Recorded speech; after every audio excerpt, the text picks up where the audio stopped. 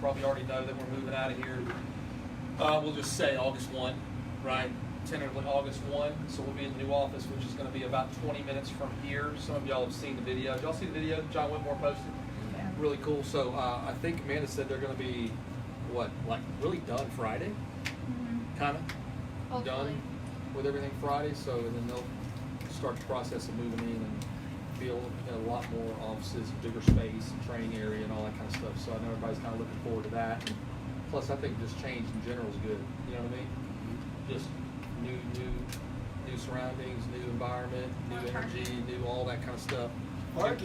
More parking. Yeah. We definitely have lots of parking. Yeah. I think I was more excited about that than probably anything. Yeah. Like Parking. Like he was like, "Here's the parking lot." It was like this. I mean, it was like it was all awesome. So anyway, I'll let Amanda talk about the new office and how all that works, and then we'll start training. Yep. So we have some offices that are a little bit bigger that we are going to rent out for $350. We have 3 of those available. And then downstairs at the dialing room, you'll have your own desk if you choose to pay the rent, which is $150 a month. You can put your name on it. If you don't choose to rent it, it's still first come, first serve. If you get there, you'll get one of them. But if you pay rent, you get access after hours to the downstairs where your desk is. So like if we're not there, you can still go in. I do have all of the payment paperwork. If you're interested, you can either reach out to me or John, and we can get you guys started.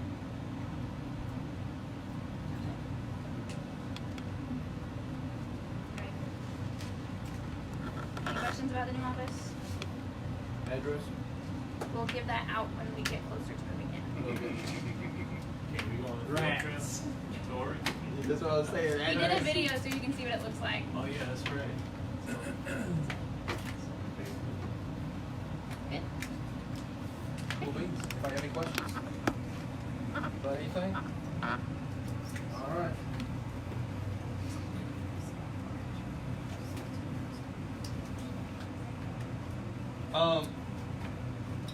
Where's our new people? Besides a couple faces, right? First day? Yeah. Today's first day. One more time. 1, 2, 3. That's it? Everybody else been here for a while? Some of y'all been here just like for maybe a month or so, right? Kind of new? How many months? November. Oh, really? I just don't see you that much, or what? Yeah. Okay. Couple of weeks. Couple weeks, so you didn't even want to raise your hand. Anybody else? Couple, you were like this? Couple days. Yeah. I didn't know what you meant by good. How long you been here? A couple of weeks. You're new. I know that, but You're I thought new. you meant like today. No, that's okay. That's okay. I'm just trying to get an eyeball on the new people. So for the new people, and I don't get a chance to meet you today, I will. My name's Gary Pegues. I work out of this office normally on Mondays. Live in Auburn, Alabama. It's a little over 2 hours away, so I'm here every Monday. Pretty close to, first one here, just because I try to beat the traffic and all that kind of stuff. So I was here about 6:50 this morning and got my place and got set up and got organized and started dialing, booking appointments and things like that. But it's always really cool when Mike asked me to just talk about something training wise, because the reason I say I think it's cool is because I used to sit right there where Corey was sitting for like 2 years, right there, and taking notes, asking questions, all those kind of things. So when you get asked to actually talk about what other people were talking about when I was taking notes, I think that's kind of cool. It's kind of it's because I feel like I was still I'm still kind of relatively new in this thing. So 3 years, actually, like 4th of July was 3 years for me. Okay, so I'm actually starting on year 4. Just give you a little bit of time frame as to how when I started and all that kind of stuff. And so what we typically do, guys, on Mondays, we do it on Thursdays too, but our work week, we'll call it our work week, runs from Thursday to Wednesday. All right, that's what the leaderboard that you guys have seen via email, that's where that's generated. That's where Danielle creates the leaderboard based on the numbers from Thursday all the way to Wednesday night. Will be your last appointment that she puts the final leaderboard out Thursday morning, right? And so we go through these to give you guys an idea of what kind of business people are, what kind of a basic work week looks like. They're color coded. I kind of put the ledger over there on the left so you won't know why they're different colors. And so remember, we'll take June for example. She's got 22 appointments because she booked 12 today. So by at the end of Wednesday, she will have 22 appointments on the books, right? So she's got 12 appointments left that she's going to run Tuesday and Wednesday, right, June? Tuesday, Wednesday is your 12. She hadn't submitted anything yet over the weekend, and then that's her number. So we go to Amy. I haven't dialed You just yet. haven't dialed yet, right? Yeah. Okay, I so have 2. That's not on the board. okay, so she's got 8 appointments total. Then whatever she picks up today in terms of her appointments, then that'll add up. She's written almost $12,000 over the weekend off of 6 applications. Okay, and then like I said, she'll have a number there that she puts up. Does that kind of make sense to you guys? No, it So, doesn't make sense. We don't. It doesn't make sense. Numbers don't Well, make that's true. this is what doesn't make any sense, It right? does not. Yeah. Yeah. So she's having a rough weekend That's for Amy. That's what leaving at 7 a.m. Yeah. and driving all day and booking and running in the rain and getting home at 11 p.m. Oh, what a sucky weekend. 11 cheese. I'll take one of those every week. Yeah. Please. I'll take Yeah. one of those. Yeah. It was hard. And half of them Yeah. Very hard. I was very tired. That's a month worse. You know what though? When you're doing that and it's raining and it's sucky and whatever, Makes it okay, all much better. right? And you're going down the interstate and you're passing all these people in yellow hats and construction and they're like on a bulldozer and they're in the pouring rain and all you're in the air conditioning leather seats and you're going, okay, this doesn't suck then. this is all right, right? So if that's the perspective I always try to, it's like 102. And they're out there like digging and they're doing whatever, and you got the AC blowing, and you're like, I'm having a sucky day. And you pass that group and you're like, okay, it's not so bad. Right? So keep all that kind of so that's kind of what the numbers mean. The colors, we don't want to be in red at the end of the week. You'll have some people in the red at the beginning of the week because again the week just started. But again, these people, like the people in the red, they've got Tuesday and Wednesday to write business. They're probably going to be out of the red. Okay, and they'll be either in the blue or the green. That's where you want to be at the end of every week. You want to try to get in the green, that green number, at 5,000 or more for the week. Then that means you're going to be making a living and paying bills and doing the things that you want to do. All right, and if you're in red too many weeks over and over and over, then as Mike and John would say, then you probably need to go get a job or maybe do something else or whatever. But our objective and our goal for you is to not be in the red. And if you haven't already learned from the surrounding people and your environment and the support group, our job is to try to help you not be in the red every week. So these people in here are not going to sit around and just go, oh man, too bad for that guy. Like reach out, ask questions, to the people that have been around and are experienced about what you're doing right, what you're doing wrong. How can you fix it fast so that you can get out of the red. Joe, were you going to say something? No. Okay. So that's what that. Anybody have any questions? If you're new, kind of what that represents. Anybody at all? Before I erase it. Okay. All right. So. Does everybody in the room, while I'm erasing this, already know what summer conference they're going to this month? Yes. Anybody not know which one they're going to go to? That'd be a better question. Not sure? Not sure? Not sure? Okay. So the people that are not sure, have you seen the actual schedule of where conferences are going to be? You haven't. There's one in Atlanta coming soon, isn't it? 22nd is Atlanta. Okay, so if y'all are near Atlanta, Is it just a one day? one day. Are you in Atlanta? Near? No, but it's not far. Okay. This is Atlanta. Well, yes. Right, it's here. Yeah, it's just up the street. It's like here. Like 5 minutes. So yeah. Yeah, I'm sorry. I keep saying Atlanta like this is Atlanta. Like it's Alabama. Yeah. So the 22nd of this month is Atlanta conference. It'll be the biggest, baddest one in the country. So if you can get to that one, you need to go to that one. Okay. Then the 23rd is Birmingham. That'd be the two closest ones probably, right? Nashville's been postponed right now, so make plans to attend those things. We just need to Um, register for it. No, guys, you don't go. just show up. Okay, Okay, so great. for the new people, the cool thing about all of our conferences is you don't have to sign up, you don't have to register beforehand, or you can't get in, you don't pay, none of that.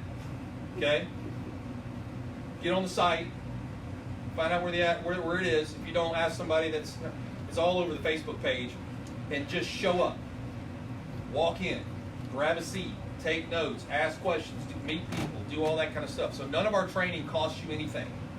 Okay? Well, you had a kind of funny look on your face, like, what? Free, right? All the training is free. So we don't require you to do any of that kind of stuff. But just surprisingly, we'll have all these trainings like all over the country, and they'll be right in people's back door or right in their backyard, and they won't go. Like, that's kind of weird, right? Because right here in your backyard. So what I'm going to talk about today is Mike asked me to speak on a couple of things. So we're going to talk about schedule, attitude, activity. Not necessarily in that order. All right. But and he asked me to do this probably once a month, because every time we show up, there's like new people, right? And so new people need to understand schedule and good schedule and what's effective and what's not effective.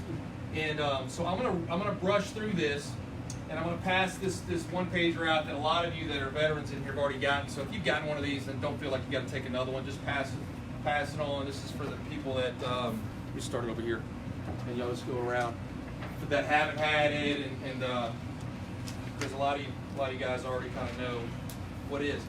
But we're going to brush on that, and then we're going to talk about these two things, the attitude and activity part, which I always enjoy talking about.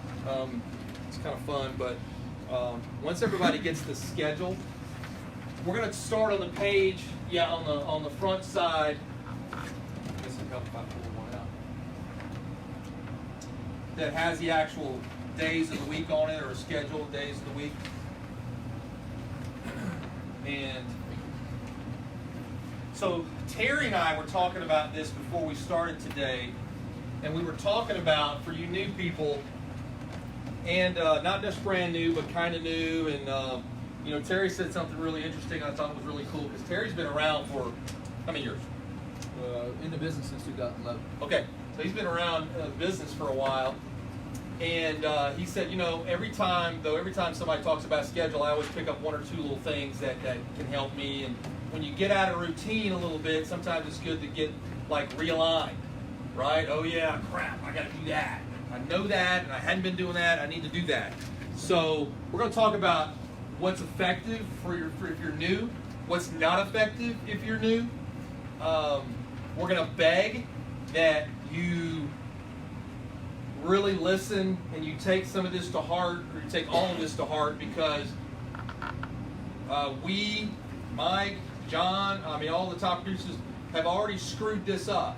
So they've already made all the mistakes that they're hoping that you guys don't have to make and have to suffer through the not having a good schedule and being effective and making money. You follow me? And so what always made sense to me is if somebody in those kind of positions that are making the money they're making told me, hey, listen, we've done this, and let me tell you what not to do, right? Like if Warren Buffett, we'll just take him for example, makes a lot of money, right? Pretty good mind in terms of, and if he said, hey, Amy, I'm going to give you a tip about how to make a couple $1 million a year, just don't do this, what would you do? Yeah, I'd probably go, yeah, not going to do that. Like, you're not going to go, yeah, I know he's telling me that, but I just feel like this is a better way over here. You do it this way, right? You would be crazy. People would look at you and go, you're stupid. That's crazy. So I use that comparison just to say, when somebody that's making a lot more money than you and has messed it up a lot of different times, and I'm not talking about me, I'm talking about people that are making a lot more than I make, have said don't do this or do it this way, don't do it this way, then I try to listen and I try to do that. Okay, so looking at this, now 80% of your success rate is going to be predicated on how well you do this right here, what I'm about to go over. Okay, look at the schedule Monday through Sunday. So if you looked at my schedule book, which is this one right here, all right, this is what it looks like.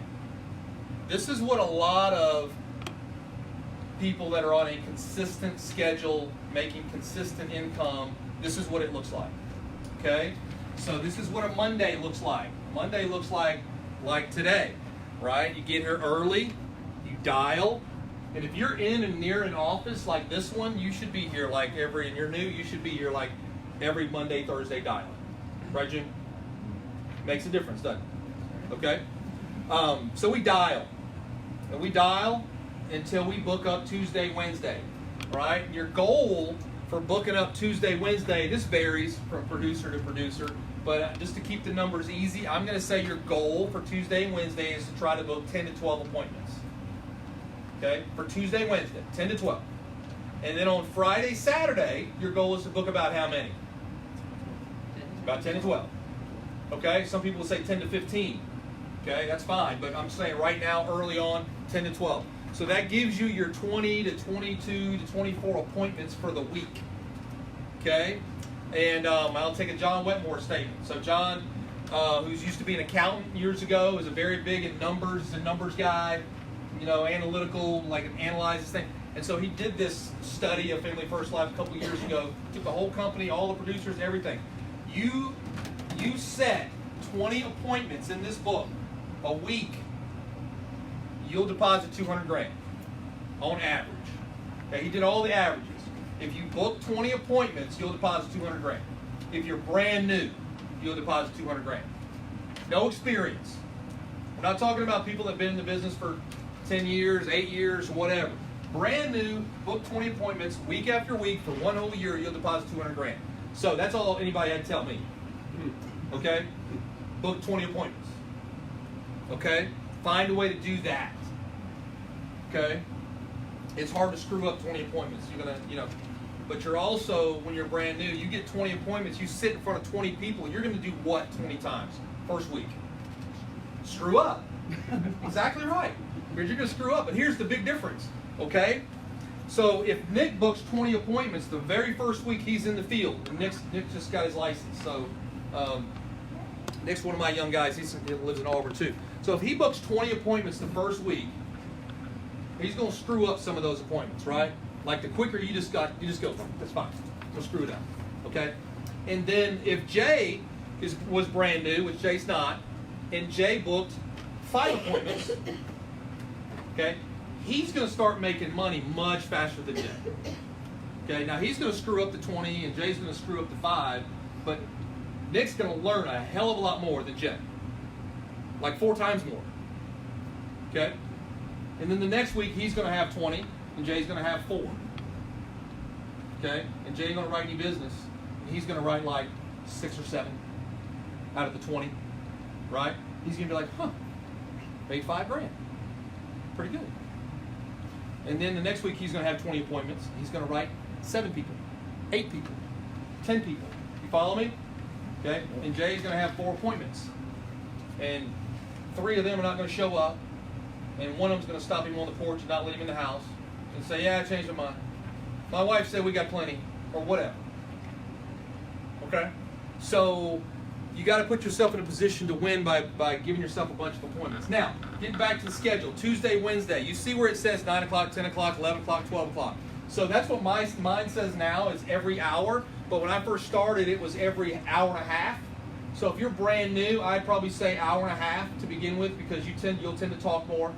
You'll take longer in the house than maybe somebody else. So you may go 9, 10:30, 12, 1:30. You follow me?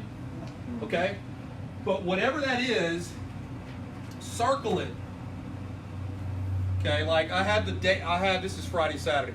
So I have the time circled, 8, 9, all the way down, 3, 4, 5, 6, 7, all the way down. So if I was doing every hour and a half, I'd have them circled. Okay, so I know when I'm calling these people, I can look at my schedule. I can tell them what's available. We're going to talk about availability here in a second. And then Thursday, same thing. I'm going to dial. There's live training going on here at the office, so it gives you a chance to get some more training. There's a team call at the end of the night, those type of things. On Sundays, you see, I have church and lunch with my family, and then I'll circle those times on a Sunday as a just in case. All right, when I say just in case, that's like the guy I spoke to last week. Hey Gary, look, I run a bakery, man. Like, it's my bakery. Like, I'm up at 5 o'clock. I'm at the bakery at 5:30. I'm there till 7:30 at night, Monday through Saturday. Like, this is my deal. Okay, so I don't know when, I was like, well, you work on Sundays? No, I'm closed on Sundays. Okay, perfect. Be in your area at 3, 4, 5 o'clock on Sunday. I'll see you. Oh, perfect. It's kind of like, so I'll make it happen if there's somebody that doesn't have an option. Okay? And I'll just say, hey, that's perfect. You know what? I'm going to be right down the street from you, right there on Johnson Avenue, Sunday afternoon. I got 2 other families I got to see. How's 3 o'clock sound? Perfect. Book the appointment. I got nobody to see on Johnson Avenue, but I'm just telling him that I'm trying to make him feel like he's not inconveniencing me. I'm going to be out there anyway. I'm going to pass your house. Come see you. Okay?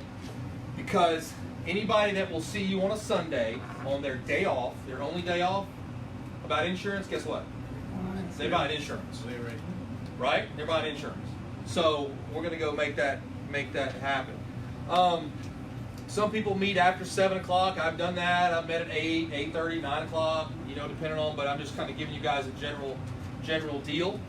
As you scroll down, preset times in your schedule. Don't let your clients dictate your schedule because they need to fit into your schedule, not the other way around. So new people, if you're doing a 9, 10:30, 12, 1:30, 1:33 type of schedule, you've got it circled in your book. When you get them on the phone and you're booking appointments, you're giving them options that work in your schedule.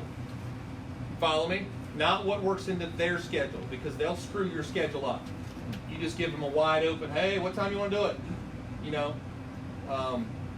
They'll say 10.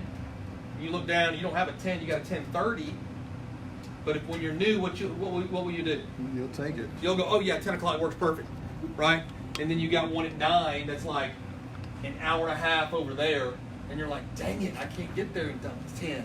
Then you're late, and they don't show up because they went to Walmart, right? I'm tired of waiting on you. So when you're booking the appointment, you'll say, when they say 10, you'll go, sorry, Miss Johnson, I can't do 10. I got somebody else I'm seeing, but I can do 10:30. I'll put you down for 10:30. Okay? So, just like you've heard us say before, you're the doctor, you determine the schedule, you determine what works. No different than if you went to the dentist office or you called the dentist and tried to schedule an appointment for a teeth cleaning. You call, you don't tell them what's going to happen, right? You don't say, hey, I need a teeth clean. Just wanted to let you know, Doc, I'm coming in tomorrow, 3 o'clock. Right? That's funny. I mean, Sorry. yeah. So I knew you were gonna say it. That's good. So it's the same deal. You're talking to them. You're telling them. You're not asking them. You're telling them, I got a 9, 10:30, and a 12, Miss Mary. Which one works better for you? Oh, okay. You didn't say I got a 9. You didn't say I got 9 to 12. Anytime in there. Okay, I got a 9, a 10:30, and a 12. Which one works better for you? I'll take the 12. Perfect. Gotcha. Gives you time to get from point A to point B. Not late. Things like that. And I'm kind of funny about that. When you start tightening up your schedule, like you go 8, 9, 10, 11. Then you start. But you're also getting better in the house. So you're not spending as much time in there. You can get to the next one. You follow me? Mm-hmm. So build yourself that kind of time. You know how you are. As you get better, you can squeeze it down a little bit. But I like getting early to appointments if I can. So if I have a 10 o'clock or 10:30, I'm going to get there at 10:20 if I can. All right, if I can.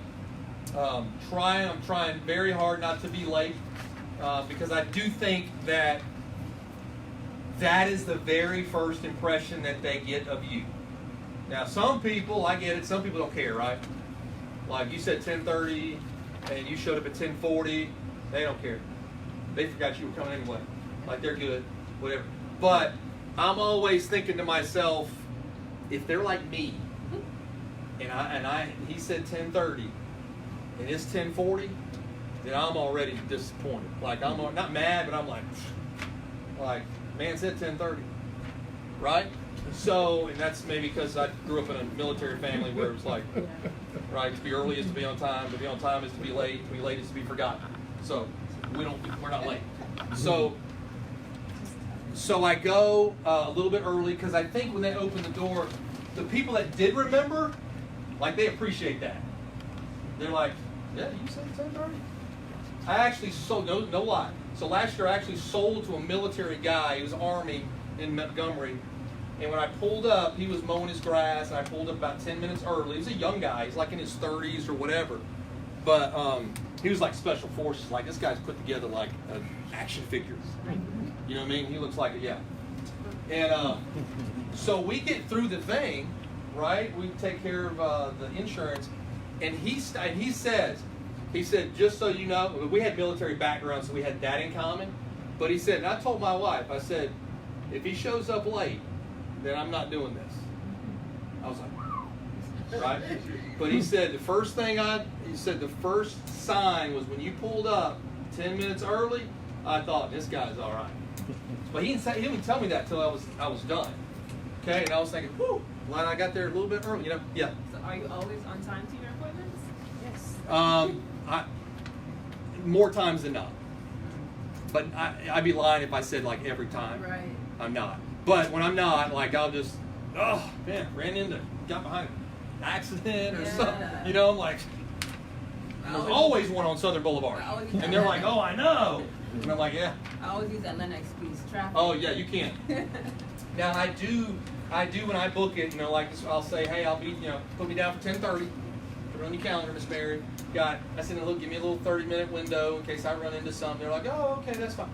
So then if you do, they're like, well, you said 30-minute window. Just kind of throw that in there. Yeah. One thing that I found really tough when the first day that I was running is that I was so excited to book appointments. I booked appointments all over the universe. Yeah. And I said, holy crap, I got 7 appointments. Yeah. But there was no possible way that I could ever get to half of them. Right. Because literally, they were. I did that. But they were, and that was something that I figured out quickly. Yes. So, I did the same thing. Yeah. Like, I didn't care. I wasn't even looking at the city, right? I just going. And it's not till the end of the day. Yeah, you're like, 12 appointments. You're like, that one's there. And that to drive like, 1,000 miles today. Yeah, you're like, there's no way. There's no way. There's no way. And then then you either just go, and then you're just late, you blame it on something else, and everything's fine, or you call and go, you know what? I just noticed I just had another appointment there, and sometimes it works to rescheduling. But all right, so getting back to this, I'm gonna get off task because if I do, Jay's gonna kick me and say, Gary, get back online. So that part's very important. Protect your dial time. Remember you're at work. Now, so we were talking about this again.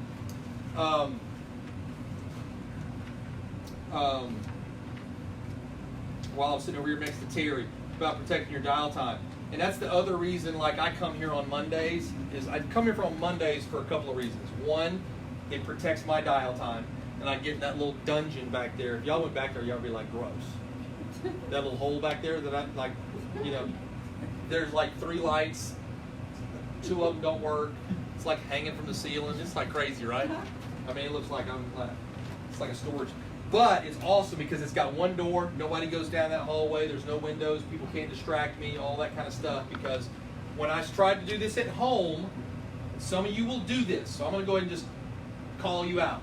Okay? Some of you will do this because you'll go, I can do this from home.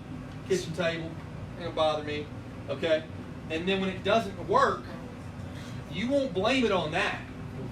You'll blame it on the leads, or you'll blame it on FFL, or you'll find some way to blame it on, right? But you won't blame it on the fact that you're not in an environment that's protected. Now that includes if you guys have families, significant others, kids, things like that. I'm just telling you, when you're home, especially in the summer, I got 2 kids, it's dang near impossible for you to not get distracted, okay? And I don't have the luxury of having an office at home. Like, I have this open, you know, like this is be my office, like right here. There's the couch and the the TV, and then there's the kitchen. There's no doors. People are walking by, and, they're talking about whatever, and I'm hearing all that. So you'll get distracted. Okay, you need some time and some space where you can dial and you can go to work and run your business. Right? Book your appointments and spend as much time as you need to book the 10 or 12 that you need for Tuesday, Wednesday. You follow me? Okay? And because this is the biggest killer, I'm just telling you. Read the top line on this page. 80%, okay, is predicated on how well you do this or how well you don't do this. Okay? So, that means when you're dialing at 8 o'clock, and at 8:30 or 9 o'clock, your significant other walks by and goes, "Hey, I forgot to get this. Can you go to the grocery store and give me pick up this and this? And then we need to take the dog to the vet today. You got time to do that?" And when you're home and you're looking at her, right, you're like, "Yeah, I can do that." And you're really just making an excuse to get out from dialing. Okay? So when you don't have your appointments, you won't blame it on the fact that you didn't protect your dial time. You're going to blame it on nobody's picking up the phone. Right, Terry? Right? But you missed like 2 hours because you went to the grocery store, you took the dog, picked the kids up from school, okay? And all this stuff I'm telling you because I did it. I didn't have an office, and then finally I just said, you know what? I'm driving to Atlanta every Monday. Whatever I got to do, I'm just considering I'm going to dial and book appointments, and I'm going to go work. Okay? So the way I had to trick myself into understanding was, what's the difference when I had a real job, when I had a job, okay, where I worked for somebody else in a school system where I was coaching, right?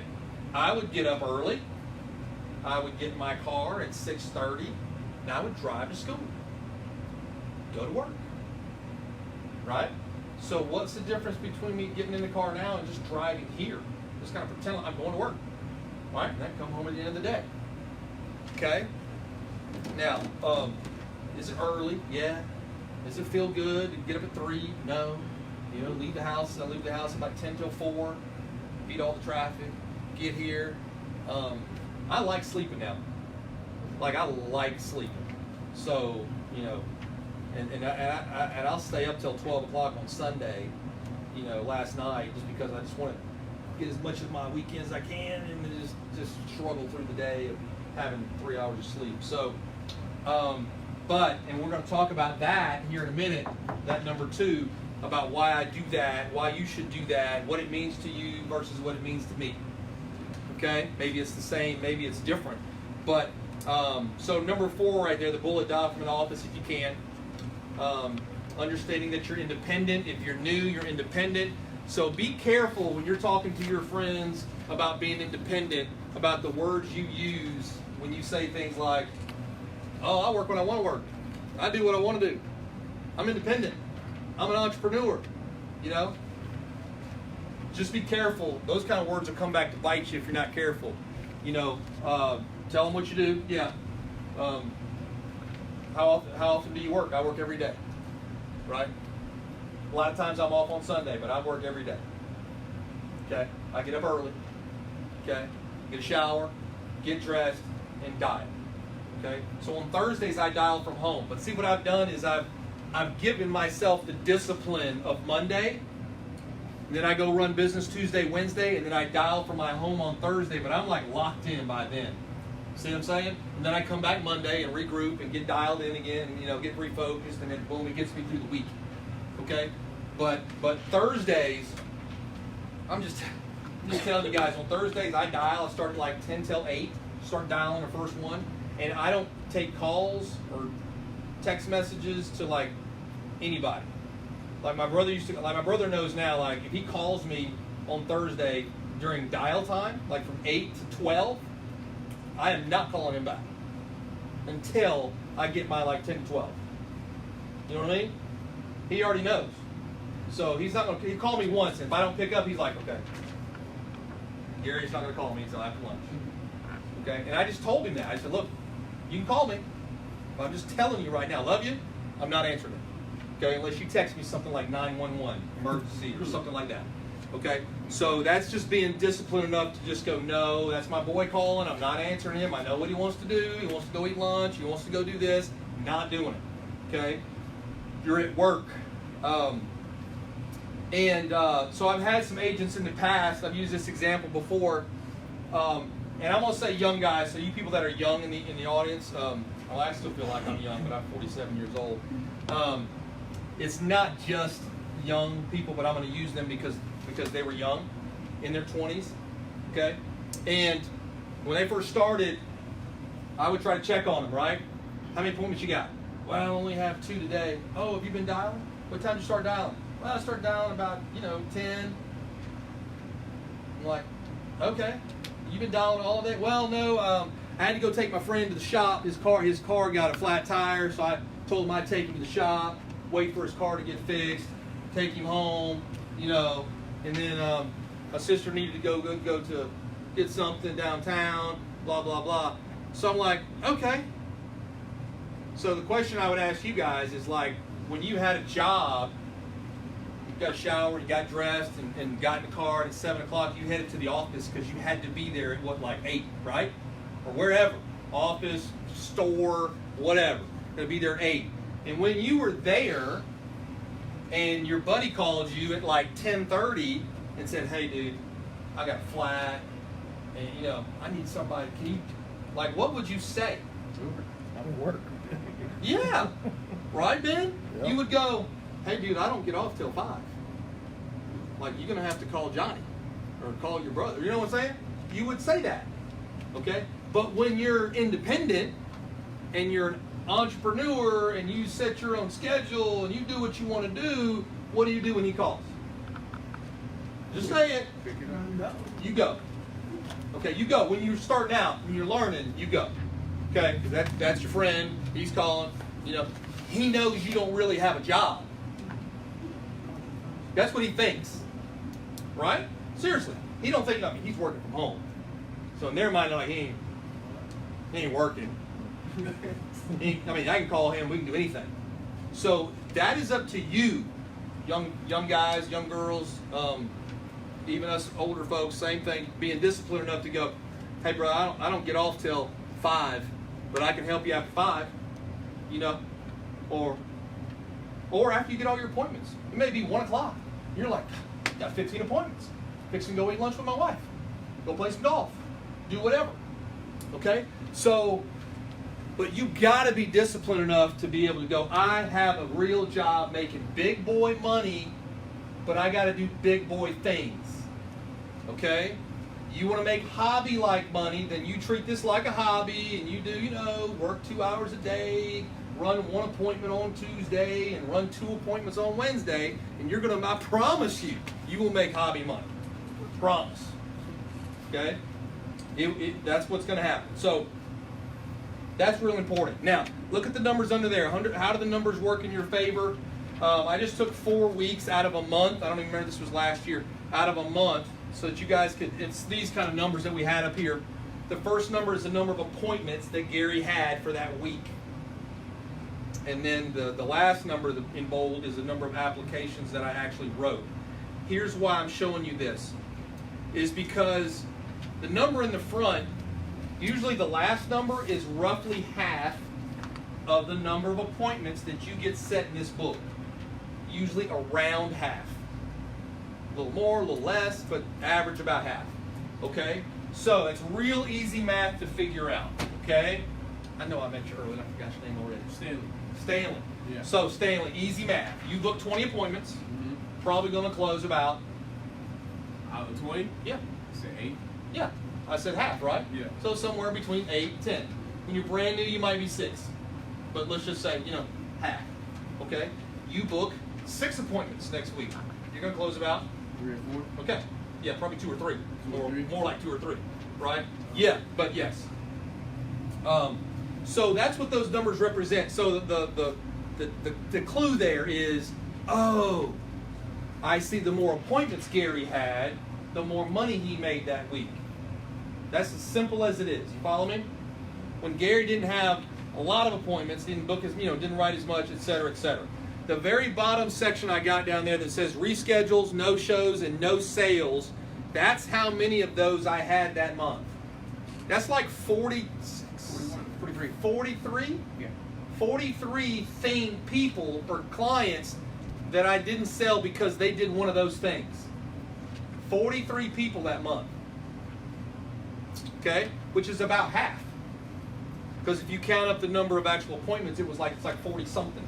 Okay, so about half of those people did something squirrely, like they rescheduled or they forgot I was coming and they went to Birmingham to see their sister and they no-showed you or whatever. Doesn't really matter what it is, it's just that's the numbers. And so you can be doing this for 10 years, 12 years, 13 years, and just because you have some experience, that still gives you little to no control as to whether or not Johnny or Mary are going to be at the house when you get there. Right? I don't care how good you are. You could be the best insurance person in this room. I'm talking about knowledge-wise. Like you know everything about it. But how does that have anything to do with whether or not Mary's going to remember you're coming or not? Okay, now you can help that by the way you set the appointment, right? Because the better you get on the phone, you can start to, okay? But you're not going to just eliminate it altogether. Not going to happen. Okay? So put yourself in a position by getting a lot of appointments so that when that happens, you're okay. June's got 12 appointments Tuesday, Wednesday. When the first person she goes to doesn't show up, June's going to be like, okay, I got 6 more. Then go to the next house. But when June has 2 appointments, because that happened, right? That happened. And you go to the first one and they no-show you, now you're stressing. Right? Now you drive to the second one going, dang it, they got to be home and I got to sell it. So that's all I got the rest of the day. So, put yourself in a position where you're not doing that and you're not stressing. Flip the sheet over. These are just some helpful tips when dialing.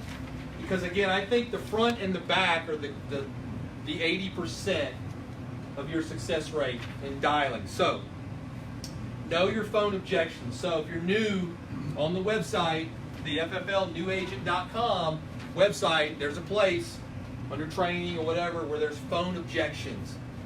It's like a 3 page thing. Jermaine, do you remember? 5 page phone objections? Okay, so print it out. Sit on the couch. Read every one of them. This is all the squirrely things that they're going to say. And all the rebuttals that you say. When they say this, you're going to say this and you're going to book the appointment. Okay? But if you don't go through the objections and you don't know what those are, the very first phone call you make, they're going to throw one at you. And you're going to be like, I don't know, I'm not sure, click, right? Because you know how to handle that. And you call your manager and you go, hey, he said this, what should I have done? And he's going to immediately know you didn't look at the objections. Because that's an easy one. Oh, well, he said this, you say this. Okay, you book the appointment, tell him you got to come out, you got to get this stuff to him, blah, blah, blah. Okay, so that is critical. Second bullet, write the last 4 digits of the phone number in the left-hand corner of the lead. Just simply mean like this is a lead. Right here, you see I write the last 4 digits of their number in the top left-hand corner. All right, so when I stack them on my desk, so I dial this person, they don't pick up. I set it down, dial the next one, they don't pick up. I put it down, put the number, and I just kind of stagger it down my desk like this. So I can see all of those numbers, right? Because Nick was sitting with me. How many people called me back? About 5 or 6. 5 or 6 people called me back while I'm sitting there for a couple hours dialing. And then immediately I'm like, oh, hey, Mary, thanks for calling me back. Okay? Instead of fumbling through my stack and going, who is that calling me? I want to call them by name instead of going, hello? And acting like you have no idea who this is. Because she's thinking, you just called me. Right? So, with a lot of the leads that you get on Facebook, they have your information. Yes. And they'll put it in and then they'll call you. Yes. How do you handle that? Okay, so you can do 1 or 2 things. He was asking about Facebook leads and, as soon as they hit submit, like some of those people, they'll call you. Like, because it'll say, Gary Pegues, your underwriter is Gary Pegues. Here's his phone number. Here's his email address, right? So when they call you, they're expecting who to answer? You. Yeah, Gary. Okay? So when I first started getting them, I didn't know how it worked, right? I mean, I'm sitting on the couch. I'm like, ding, oh, got a new Facebook lead, right? I'm like, cool. Like 30 seconds later, my phone rings. I'm like, who's that? Like, hello? Click. Click. Yeah. Like, they're expecting, so then I was like, This is I was like, hello, it's Gary. They're expecting Gary, and they're like, hey, I was just calling you in reference to the blah, blah, you know. So that's one way to do it. The other way to do it is you always have your spreadsheet of your Facebook leads pulled up, either on your computer or printed out or whatever. And then if I would see a number, I'd look at the last 4 digits. Then I'm like running to the spreadsheet. I'm going, hey, Mary. You know, tough to do in your drive. it is tough to do in the drive, yes. That's just where I So, or you just let it ring, let it go to voicemail, and then as soon as you can, call it right back. Hey, Mary, I'm sorry, I was on the other line. Sorry, I missed your call. That kind of thing. Were you gonna say something? I just answer it and tell them, oh, yeah, well, your information's still coming over on the sheet. So I have them give me their address and everything, and then if I can pull over, great. If not, I put them on while I'm driving all the time. Yeah. Yeah. And I've heard agents say they'll answer them. They'll say, hello, it's Gary at the Benefits Center. How can I direct your call? yeah, that's how I answer it now. Yeah, hey, you know, they'll talk to you. But you don't get many of those, but you'll get some that do. All right, so a couple of phone dialing tips, guys. Dialing 3 times in a row before moving on to the next lead. All right, I didn't really like this when I first started, but now I just don't think anything of it. So I dial the lead, it goes to their voicemail. I wait a couple seconds, I dial again. Goes to their voicemail, wait a couple seconds, I dial again. Okay? First time they don't recognize your number. Second time they're going, same number just called me like 30 seconds ago. Right? Just like we do. Same thing we do. Okay? And then you dial a 3rd time in a row. Now they think it's an emergency. Somebody's trying to reach me. Let me see who that is. Sometimes they'll pick up on the 3rd one. Okay? Not all the time, but a lot of the times. Okay? They don't pick up on the 3rd ring. I put it down, put it on my desk. I go to the next one, like as fast as I can. Next one, next one, next one. Just boom, boom, keep putting them on the thing. Okay? I don't leave voice messages early on. Some of you guys may. I'm telling you my opinion, and then if you hear other training calls and there's a better way that you like that way, by all means do it. I don't leave messages early on. I just dial. Okay, now if I've had the lead for several weeks or whatever, then I'll start getting creative with some of the things that I'll do. All right, but early on, I don't just, because not in all cases, but in most cases, you leave a message, you're going to sound like a telemarketer, especially if you're brand new. You are going to sound like a telemarketer, even though they filled it out and they sent it in and all that kind of stuff. And so, just so you don't get blocked after the very first day you got the lead, you know, I'll wait. I'll just dial. Okay? Once you cycle through all your leads, you just repeat. Okay? Nick, you saw me do that today, right? I went through them. And then I told him, I said, guess what I'm about to do right now? He said, start over. I said, yes. And I said, I'm going to go through another round. And this time I'll probably pick up 2. Right? And I did. I think I picked up 2. And then somebody called me back, said I was like 3. And then I get through all of, then I do what? Wash, rinse, repeat. Do it again. Dial through. You pick up like 2 more. And it doesn't sound like a lot, but you pick up 2 on this round, and 3 on this round, and 4 on this round. By the end, next thing you know, it's noon. You're like, huh, you got 12. Okay? So you just repeat. You got to talk yourself into them in believing that there's a reason they didn't pick up the phone, and it wasn't because they were ignoring you. Make yourself believe that there was a reason they didn't pick it up, like they were in the shower, or they were taking the kids to school. Oh, he must be at a workplace where he can't answer the phone. Call him back at lunch, or I'll call him back in a little bit. Okay? Just make up a reason in your mind for why they couldn't answer. That's a good reason, and then just keep dialing them until they can they'll pick it up. I promise you. Okay? Dial until your schedule is full. So that's always like top 2 question when we do this. Is that ringing? Don't tell me. No. If you see it vibrating. Okay. I'm waiting on this lady to call me back. She calls me back. I'm like, What's the number? Yeah, it's a 5145. You see 5145, you let me know. Okay.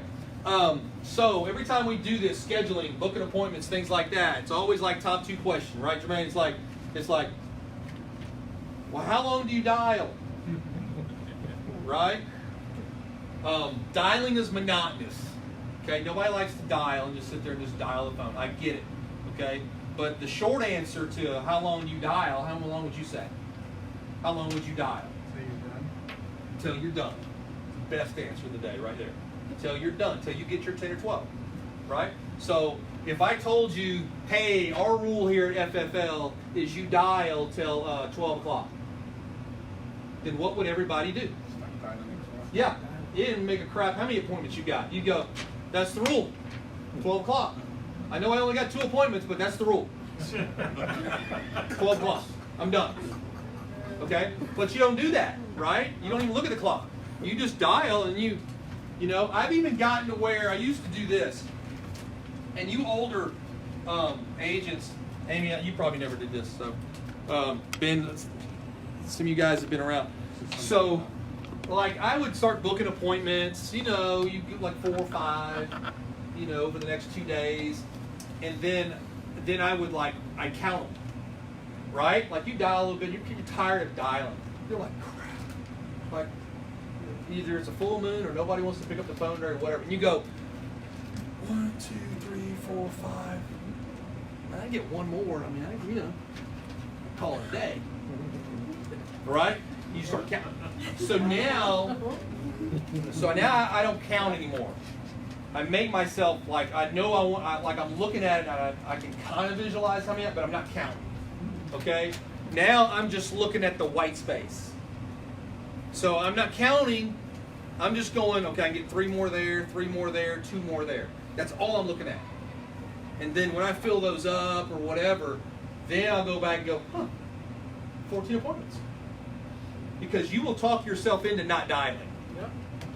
Right? We did it, right, Jermaine? Yeah. You'll go 1, 2, 3. I mean, I got more than he got. Yeah. Or not. Stop. Right? You know, kids want to go eat lunch. Hell, I'm hungry too. You know. And so. I can live off of $1,000 a week. It's fine. Yeah, I don't need that. Yeah, exactly. Okay. So, we're almost done with the scheduling part. Try all hours of the day, mornings, afternoon, evenings, depending on how many you got, how many you need. You may have to dial during lunch. Okay, if you dial during lunch because you don't have enough, dial during everybody else's lunchtime. Okay, when everybody else in the world is taking lunch, y'all know in Atlanta when everybody's going to lunch because you can't get in nowhere. Okay, dial then because that's when they're away from their job. And they're calling back people that call them, and oh, my phone's ringing, let me, you know. So you go eat lunch either before lunch or you eat lunch right after lunch. But don't eat lunch when everybody else is eating lunch. Make sense? Because you'll pick up like 2 appointments during lunch. What do you do when they actually pick up and hang up right away? Like, hello, and then they hang up, and you call again, they pick up and hang up. They won't even, like second or third and fourth. Yeah. Just don't knock them, or Yeah, so that's good. You're actually getting to something that I'm about to talk about. So that's good. Hang on to that thought right there. Okay. So Sundays, great day to dial. They're home, usually in a good mood. So if that's a day, you know, if your schedule is such as you're looking at this, you might be looking at my schedule and going, yeah, I can't do that. Because my husband's here, my kids are here, I can't run on Tuesday, Wednesday. I'm going to have to run on like Monday, Tuesday. Okay? So if you're going to have to run on Monday, Tuesday, then your dial day would be Sunday. Yeah. Be Sunday, Wednesday. Okay, whatever. My general rule for you guys is be in the field running business 4 days of the week. It doesn't really matter what 4 days it is. Run on Monday, Tuesday, Thursday, Friday. You have weekends off. Or go Tuesday, Wednesday, Friday, Saturday. See what I'm saying? It doesn't matter. Run your 4 days and you'll make a lot of money, sell a lot of insurance if you do that. Okay? You pick the days that you're gonna do it. But I like picking days like 4th of July was on a Thursday. It's on Thursday. So I dialed. on 4th of July. From 8 to 10:20. I got 16 appointments. Everybody was just waking up. My house, like they're sleeping in, 4th of July, you know, like I'm done. Got 16 appointments for Friday and Saturday. Why? Everybody's home. Shoot, they're up. They're getting the grill hot. They're getting ready to go to the grocery store, pick up ribs and chicken and whatever else. Like they're up. They're in a good mood. It was crazy how they answered the phone. Hey! And I would go, I didn't even know him, right? Hey, Jay! And they would go, hey, what's going on? Like they knew me. And I'm like, hey, not much. Listen, I'm just getting back to you, you know.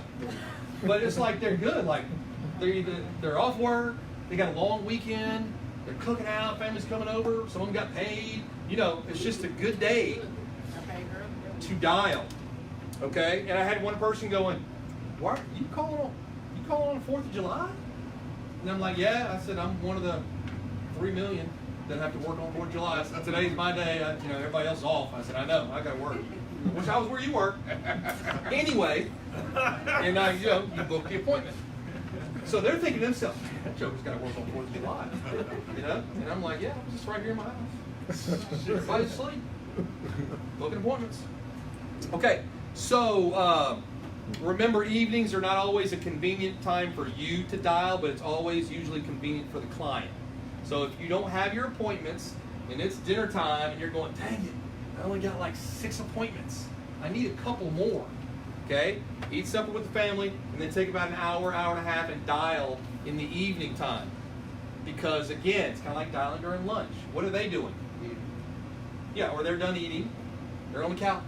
Got their feet propped up, like they're relaxing. Right? And then you can catch a couple people that will pick up. Okay. Tips once the lead is exhausted. So it's kind of on your point about, you know, you call, they hang up, whatever. So when it's exhausted and they've either blocked you or whatever, then well, not to block yet, but if they're just keeps going to voicemail and they're not, it's like a week old, then I'll leave them this abbreviated voicemail. I did it some today. So I just say, hey, when it comes on, hey, Mary, it's. Then I hang up, and then I go on to the next lead.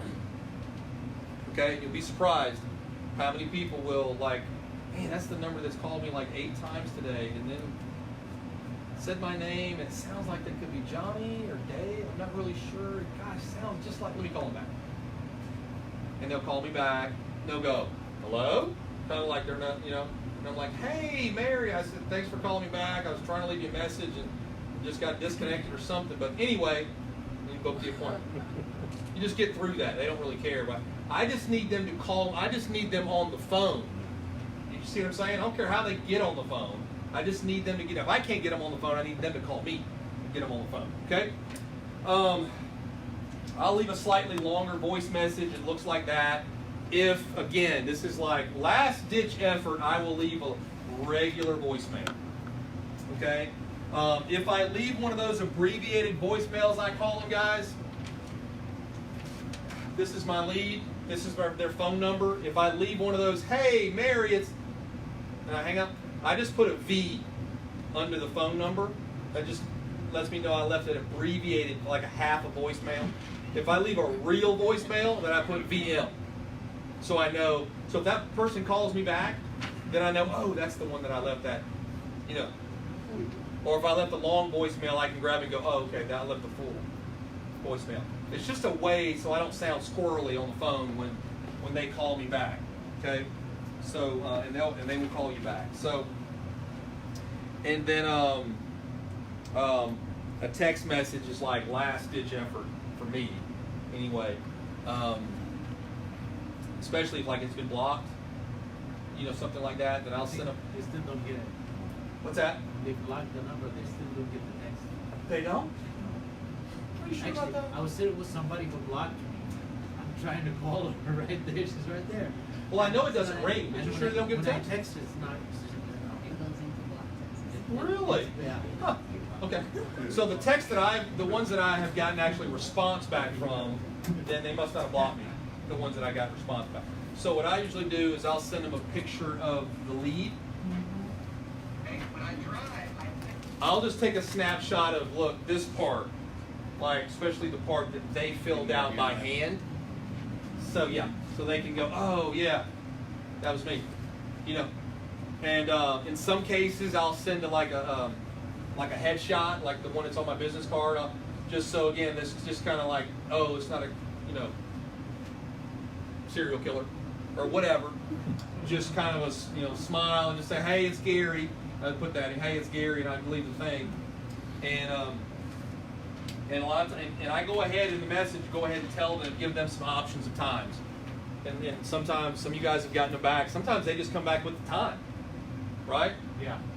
You give them like, hey, we can do 2, 3, or 4, and it comes back 3.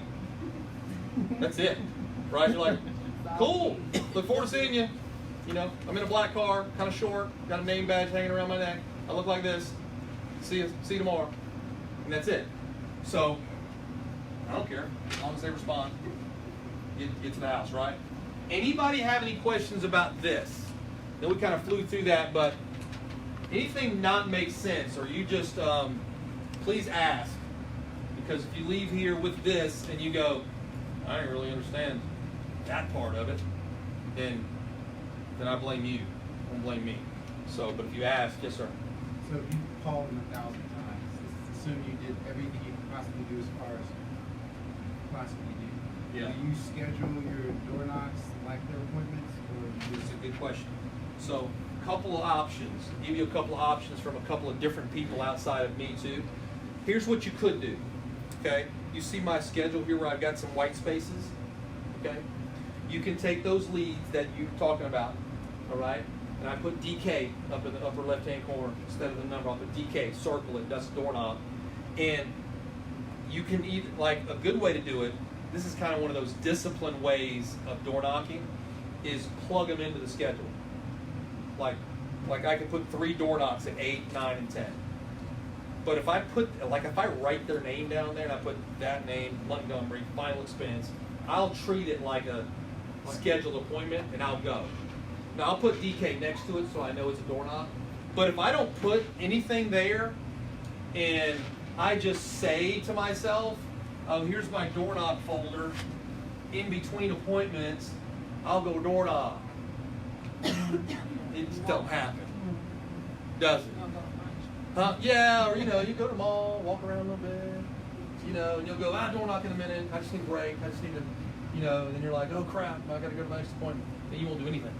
Okay? So put them in there and go, yeah, this is kind of in the same area, I'll go see her, or go see her, go see her. And that's a good question, and for you new people, the objective of the door knock is to schedule an appointment. It's kind of like a face-to-face phone call, but it's face-to-face now, okay? And like, if they're home, like 95% of the people are probably going to book an appointment with you if they see you. And they're go, oh, well, he's a good guy. Like, whew. Actually, more than half the time, they just let you in. Sometimes they'll let you in. But I'm not going to take the approach that I'm trying to come in. Because if you take the approach, like if you're too like, I'm trying to come in, like I need to do this now, like can we sit down? Like they're going to be like, yeah, today's not a good time. And tomorrow's not a good time either. You know what I mean? Like, yeah, you got a card? I'll call you. Yeah. Okay? So don't waste your card on that one. That's a nice way. That's their nice way of saying like, get away from you. You know. So like the only thing I take to a door knock is this. My schedule book and this. And the lead. That's it. The way I do it, I get it at home probably half the time. Yep. When I door knock, I say, hey, Mr. Such and Such, you know, this is Sam. My office sent me out here. I'm servicing this area today. I was just helping Mr. Keenan down the road from you. Yep. And I just got done with him, and my boss told me to stop by and just say hello, introduce myself, and see if you have 10 minutes to go over this for you. You have 10 minutes right now.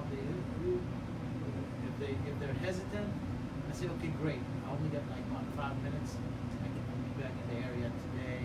Yeah. 6 o'clock. And instead of then, if they say, oh, okay, come on in, young man, and then I go in and I just do it. That's fine. Hey, look, My if boss that's said- working, you do it. Yeah, my boss Okay. sent me. I didn't want to. Yeah. So I do the same thing.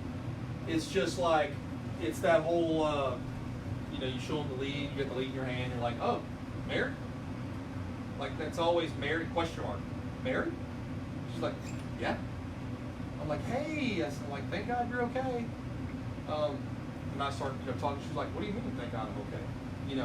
And I tell Stella I'm in the area, I got this back at the office, I saw your car, and I was going down the street to see, a couple other families, and I just thought, well, maybe she's home. Thank God you're here. We've come out before, and you hadn't been here. We called, we hadn't been able to reach you, things like that. I'm just the one in charge of it. I say what you say, everything that you say. And then I usually go, now I'm leaving right now. I got to go see a couple other families, but I'm going to be back here tomorrow and Wednesday. Okay? So you hear about the same time tomorrow, Wednesday? Oh yeah. Okay, great. We'll just do it Wednesday, same time, blah, blah, blah. And I booked the appointment. Now, every now and then you'll get somebody go, well, I'm not doing anything right now. And you'll go, okay, yeah, I think I got time. Yeah, let me grab my bag. But I'm going to kind of more or less take the approach of, hey, look, I can't, I'm almost leaving. I can't see you now. I'm just making sure you're okay. I got to go. It's a lot softer sell in terms of booking the appointment. She feels a little more comfortable because I'm not trying to get in the house right then. She's probably not, got her house like she wants it, or she's about to go do something, or she's, you know what I'm saying, just whatever. So it just doesn't puts her in a very comfortable position. But if they say now's a good time, I'll be like, yeah, okay. I've done this before. They said, well, now's a good time. I'm like, I tell you what, they got kids running around, and I'm like, I tell you what, I got to go drop something off around the corner with another family. I'll be back here in 5 minutes, right? We just take 2 trips around the block. But then she had time to I was like, clean it up. We got company coming, or whatever. Yeah, actually, sometimes I say, it takes about 10, 15 minutes to figure out what you can qualify for. Yep. Only 10 minutes. I got 10 minutes right now. If you got 10 minutes, we can do it. Yeah, okay. You want to do it here? You want to do it inside? Yeah. And then whatever sometimes they sit right in front of the door on the board. Yeah. Or they say, hey, come on in. Whatever. And then I write the policy there. Hey, that works. I tried to do it the first do it. time. I don't want to come Somebody back, but I have to. Well, like I said, if something works, I'm gonna do it. Because all these ideas and things that I'm sharing with you guys, we just stole them from other people. Yeah. And then we'll just start adding stuff to our little bucket of tricks and whatever. So anybody have any questions about the scheduling part? Okay. Anybody at all? Anything? That help? Kind of. Okay. Let's talk about attitude and activity a little bit, and then I'm going to tie in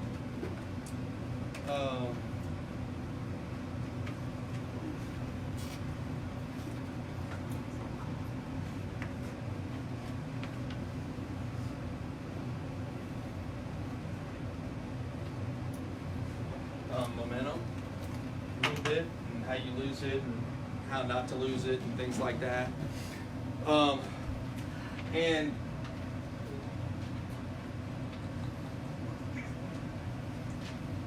so I was for the new people, I was in athletics and sports development and performance and all that kind of stuff for most of my career right out of college. I was a kinesiology major. Study of the body, your human performance, all that kind of stuff. So that's all I ever wanted to do was study that, and you get that. So I got into coaching and training and helping people get bigger, faster, stronger, and coach some sports and things like that. And I learned a lot of things in those 20 years, let's say, that I think are very applicable to any business or being successful in anything. Okay, being successful in insurance or whatever it is, selling cars or whatever it is you're doing. And it's funny how you guys have heard these things. There's certain characteristics that always follow people that are having success in whatever field, right? When they start talking about, certain people, whether it's sports or in a business, it's funny how the characteristics and the personalities, there's a lot of similarities, right? In the things that they do, philosophically, the things they believe in, and all of those things. And there's a lot of rewards in this business. Because if you're sitting here and you're thinking, if you're brand new and you're going, like, I just want to make a lot of money, I don't want to have to work a lot, I just want to make a lot of money, this is a wrong spot, okay? Because I don't believe there's a job in America that people are just sitting around making a ton of money and not working. Like, the people that are making the most money, like, they're in their position for a reason, right? They did the things that nobody else was willing to do, and now they're where they are, okay? They didn't just sit around going, I'm just going to wait for something to happen. They went out and made something happen. Made a mess, right? Screwed it up, and then they fixed it. Then they screwed it up again, and then they got some help, and they fixed that. And they just kind of kept doing that over and over and over. And so if you're willing to kind of take the lumps and do the things that nobody else is willing to do, then you'll be sitting in a better place here in 6 months than you were when you first started. Okay, but you got to be kind of willing to do that. So I was a football coach for a long time. Played football when I was a little bitty kid, all the way up, and that is, if there's anything I probably learned from that, and my dad probably taught us about that, is that's one of those. Now I'm biased because I love that sport, and you may not. That's fine. But it's probably the one that is the most taxing to your body than any other sport. Does that make sense? Okay. Now I played baseball too. I ran track and played soccer. So I did all that kind of stuff too. But as far as like physical punishment, like football was like tough. And it hurt. It's hot. And there was times where you felt like you were going to die because you couldn't breathe. You were in that survival mode, and then you got to line back up, and somebody's beating you in the head again, right? And you got concussions. I had 3 of them, and it's just all the time. And I was thinking, dang, I need to just stick to baseball, run the bases, don't get beat up. But what I did learn is, like, the ones that were willing to do all the crap that nobody else in the school would do. You heard your coaches say, if this was easy, we'd have 500 boys out here playing football, right? It's not. So that's why we got 80, right? There's 1,200 boys in the school, and only 80 want to do this. So I'm not comparing insurance to football.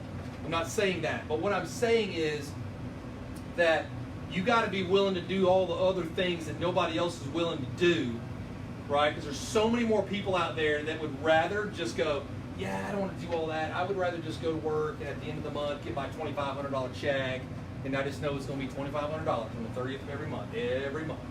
That's what it's going to be, okay? Because I don't want to do what you're doing, dude. I mean, you're waking up early, you're driving over here. I mean, some people no-show you and all that kind of stuff, and you're like, yeah, but I made $2,500 today. Right? And 4 people no-showed me.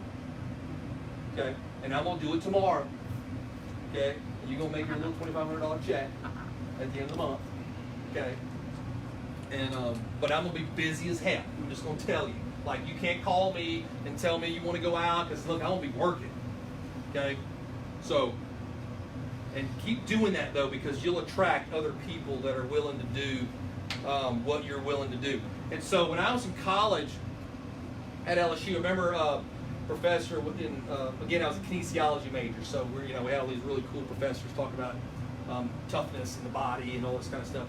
And he used to say something about people that were successful. And he says, what you guys need to remember is you need to 100% always do the stuff that's easy to be successful. And that was confusing to me. Nobody ever said that, right? You need to do all the easy stuff, okay? And then he would say, okay, what does that mean to some of you guys? When you hear the word easy, things that pop into your mind are things like Least resistance. the least resistant. Less effort. Yeah, not as it relates to insurance, Okay. but just in general. If somebody says you need to do all the easy stuff, those are the things that are what? Instant gratification. Instant gratification, Doing less and doing more.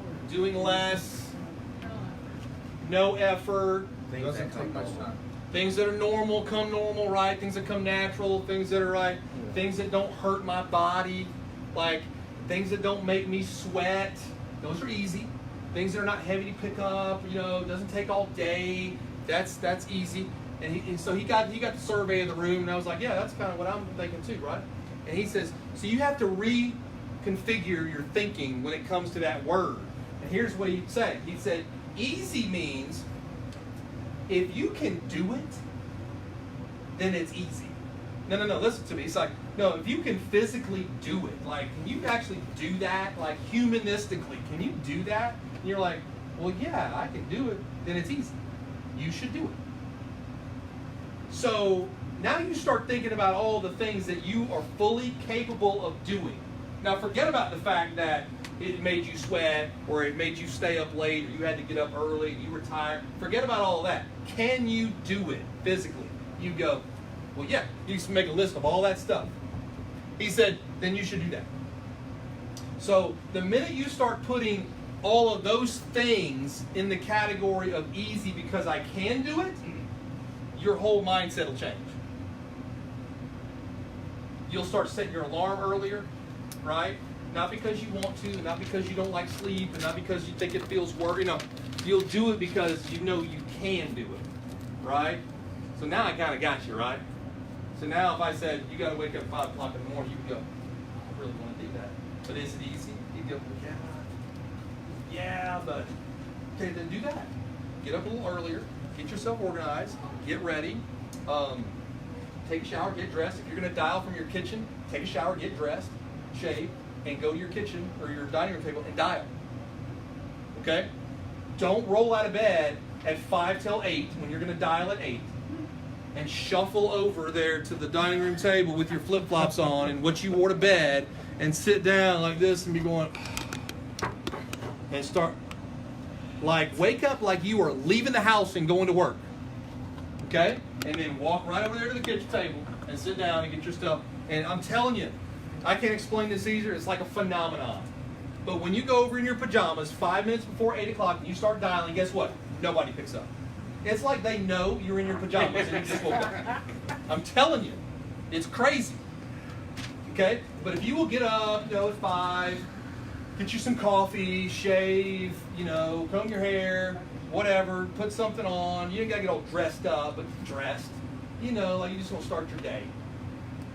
And get over there and get organized and get dialing. It's amazing how many people pick up the phone. It's like they know you're ready.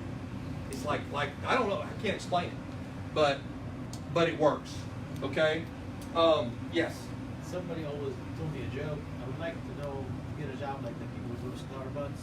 I want to know what they do. So I guess if you want to leave the house, you can go to Starbucks and dial there. You could. Just to get out of the house and Yeah. with the kids. Protect your dial time. Yeah. Yeah, because you don't know anybody there. Nobody's going to mess with I'm you. thinking about it. Yeah.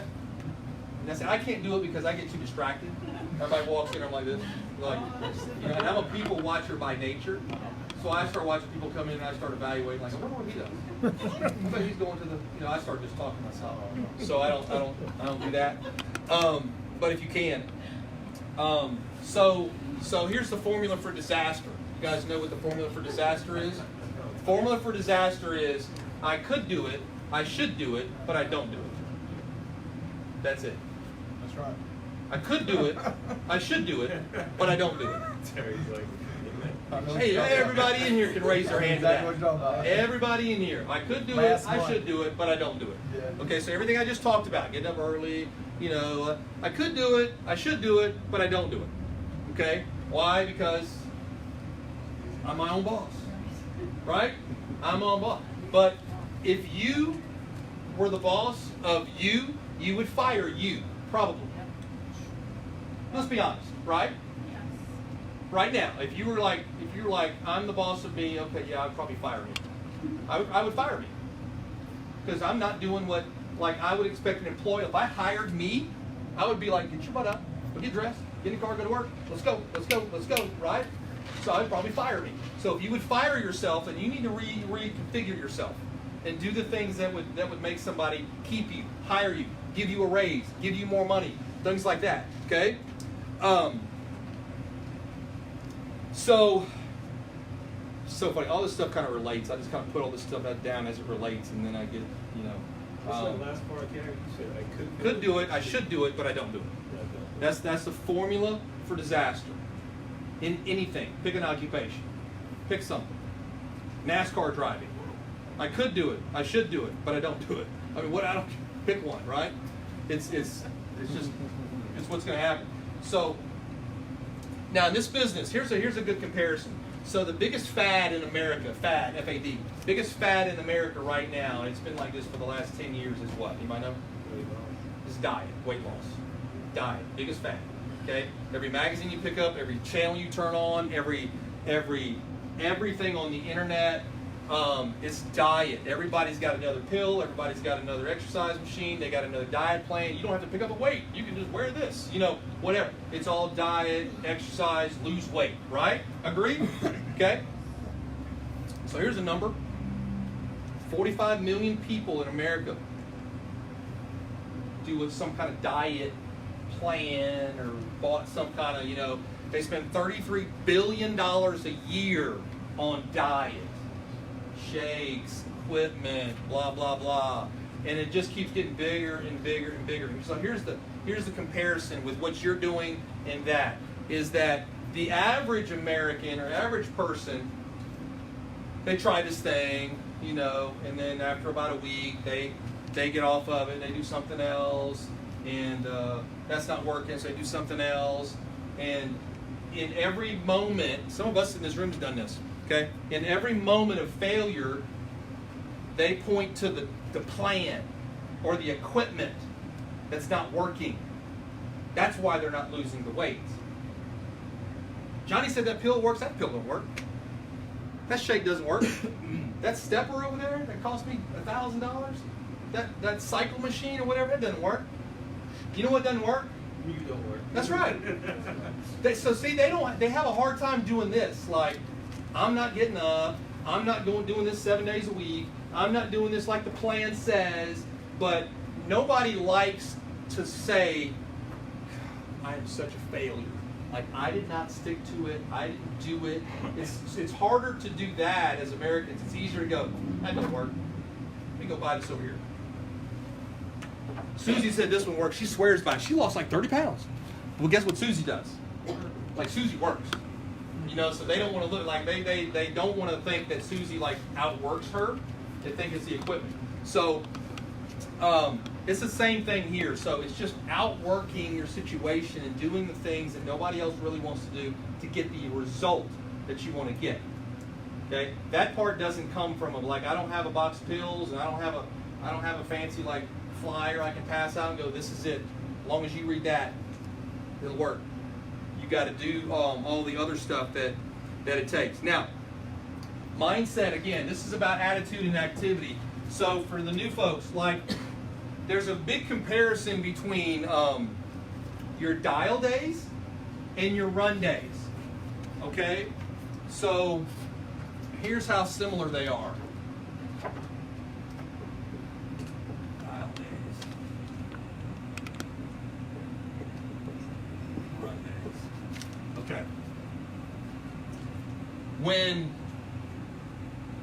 you dial and when you run, there's only three things that can happen. So I'll use another football analogy. So when you're playing, everybody knows what a quarterback is, right? Quarterback in football? Anybody not know what a quarterback?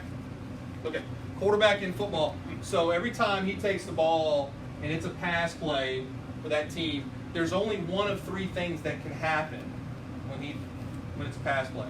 Okay, it's either an incompletion, or it's a catch, or it's an interception. It's one of those three things, right? Either catch it, drop it, or whatever. Or it's interception. Okay? When you dial, there's only three things that can happen. They don't answer, so there's no answer. There's no interest, or you book an appointment. Right? When I say no interest, that means they answered and they were like, nah, take me off the list. I'm not, whatever. So, no answer. I'm going to abbreviate it so we won't spell it out. No answer. no interest, or you book an appointment. Nanny B. No answer. That's going to be a new thing now. It's going to be on the website. Right, it's going to be on the website now. So, no answer, no interest, or you book. Now, when you run appointments, guess what? There's only 3 things that can happen. Right? Everybody know what they are? No, not there. No show. No answer, Nanny C. no interest, or they buy. Or they buy. And you book, thanks. That's it. Agreed? You guys that have been in the field running, that's all that can happen, right? No answer, that's a no-show, or they're not interested. It doesn't matter why, they don't like you, or they don't have money, it doesn't matter. They don't buy it, or they buy something. Okay, so here's my whole point in telling you that. As long as you go into every day knowing that that's what's going to happen, then you're not going to be shocked, you're not going to be disappointed when one of those happens. Because Gary just sat here and told you that's what's going to happen. Guaranteed. If anything happens outside of that, y'all let me know. But it's going to be one of those. Okay? And so when you're throwing a football, remember, only 3 things can happen. 2 of them are bad. Incompletion, interception, right? It's the same thing here. There's only 3 things that can happen, and 2 of them are bad. Right? So you might look at that if you're brand new and go, crap, that's not good odds. Like there's a better chance that I'm not going to sell something than there is that I am going to sell something. Agreed? Yeah. But you got to know that going in. But how do you overcome that? How do you overcome these? More appointments. More appointments. More leads. Get a bunch of them. Get a bunch of appointments booked up so that when these happen, it's no big deal. I just need 5 or 6 of these to happen. Then 6 or 7 of those are going to happen. Then 8 or 9 of those are going to happen. That's right. And then touchdown. Strike up the band, right? Dun, dun, dun, dun, dun. Here we go. Okay? So, keep that in mind. Only 3 things that can happen. 2 of them are bad. Okay? Attitude, activity, you do it enough times. You've heard Mike, and Mike's a baseball guy because he played baseball at Auburn. And, he's used this analogy a lot as a baseball player. If you go up to the plate to hit and you were up to bat 10 times and you only got 3 hits, most people would go, that's awful, right? If you don't play baseball, you may go, that's awful, okay? But that's a batting average. That means that guy's batting average is what? 300. It's 300, right? So if you're not in baseball, you don't understand baseball, if you bat 300 over your career in the major leagues, they're going to put you in the Hall of Fame. You know that? Isn't that correct? Yeah. Seriously, I didn't make. You were going to the Hall of Fame. If you play 10 years in the bigs and you finish and you average 300, you are going to Cooperstown. Okay, they're going to put you in the Hall of Fame. Okay, so it's just a numbers game. So it's kind of the same thing in insurance. Like you schedule 10 people and you book, and 3 people buy, and you make $2,500, $3,000 for the day. Like you would have like 5 sucky days like that all year long, wouldn't you? You take that all day long. Yep. And you tell your friends, how'd you do today? Oh, I went 3 for 10. You're like, man, you had a bad day. Yeah, it sucked. Make $3,000. I'm gonna go back tomorrow. Go back tomorrow. Have another sucky day. Maybe I'll have a better day tomorrow. Maybe a couple more people will show up at the house. And they're like, what? Wait a minute, what'd you say? Yeah. So keep that part. All right, that'll kind of keep you humble and keep you sane too. Okay. So I plug this in here because again, everything's always relative to me. So attitude and activity. You know how you do this enough times, this will happen. So when I was at LSU, all the athletes stayed in the same dorm. Broussard Hall is where we stayed. And so baseball, all the male athletes, baseball, basketball, football, gymnastics, you name it, all the males athletes stayed in the same spot. So I was in school when Shaq was in school. Okay, so we were all in school together, all in the same dorm. My wife had Shaq in geography class, so it was cool because we all kind of get to hang out, right? And I'll never forget when he was, I guess he was a sophomore, and they did a little interview with him. They did it right in front of the dorm, and they were talking about his shooting. You know, Shaq was a dunker, most of, you know what I mean? He could shoot a little bit. And he made this statement. He said, they asked him about his percentages and all that kind of stuff, and he said, well, here's my deal. He said, when I'm shooting, he said, if I'm off, he said, if I'm on, I keep shooting. If I'm off, I shoot till I'm on. Like, I know that's pretty good. Like, you know what I mean? Like, if he's off, like, if nothing's going in, like, most people would go, dang it, I'm having a bad day, nothing's going in. Let me give it to that guy. Maybe he'll make some. His philosophy was just opposite. He was like, dang, I'm not making any today. Guess I got to shoot some more. You know, so they'll go in eventually, right? So it's the same thing. Go see a bunch of people. And at the beginning, like, some of them might not go in. You might not sell a couple. But I know this, you keep seeing 20 people a week, and guess what? What's going to happen? They're going to start. Like, they're going to start, like, they're going to start going in. And then it's going to be like, oh, it's going in. Why? Because I'm getting more practice. Right? I'm shooting more baskets. And eventually I'll get it right on there. And then here we go. Now I got my little routine. I got my schedule. I know what I'm doing. All those things. Now, attitude, training. That's why I started the meeting with how many of you guys are already committed to going to one of the trainings that's coming up. You should. That's one of those could do it, should do it, but don't do it, right? So you should do it. I believe this in really everything, and that is, let me do it this way.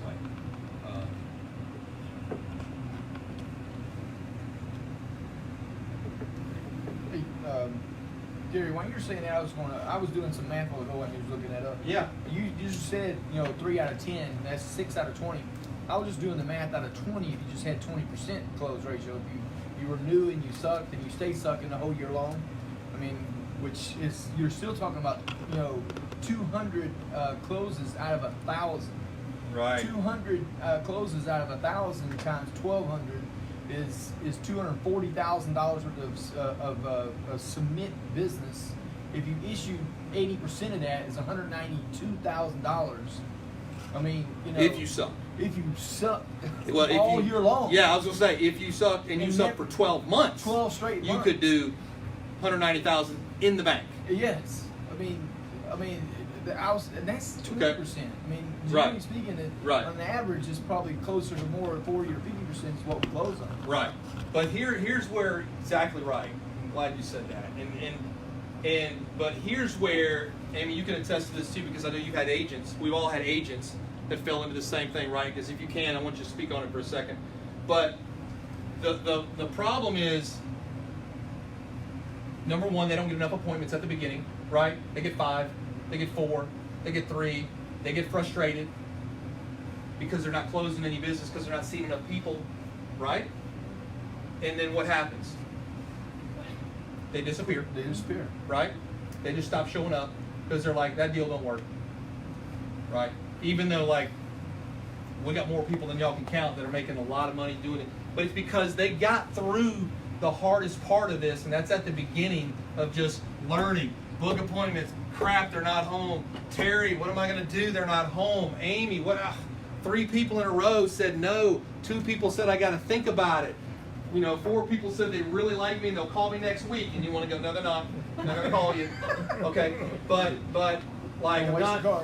Right? But when they go through a week of that, they're done. So it goes all the way back to what we talked about at the very beginning. Like, it's going through all the crap and the stuff that nobody else wants to go through in order to play football or have a helmet. Right?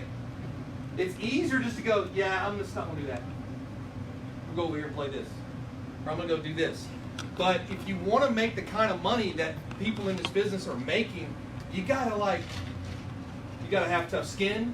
You got to have, you got to be able to say no to some of the outside things that you've always said yes to, and you got to go to work. Like, you got to put your head down and go to work. So when I first started, a lot of these other people did the same thing. I told Mike, I said, you got 90 days, bro.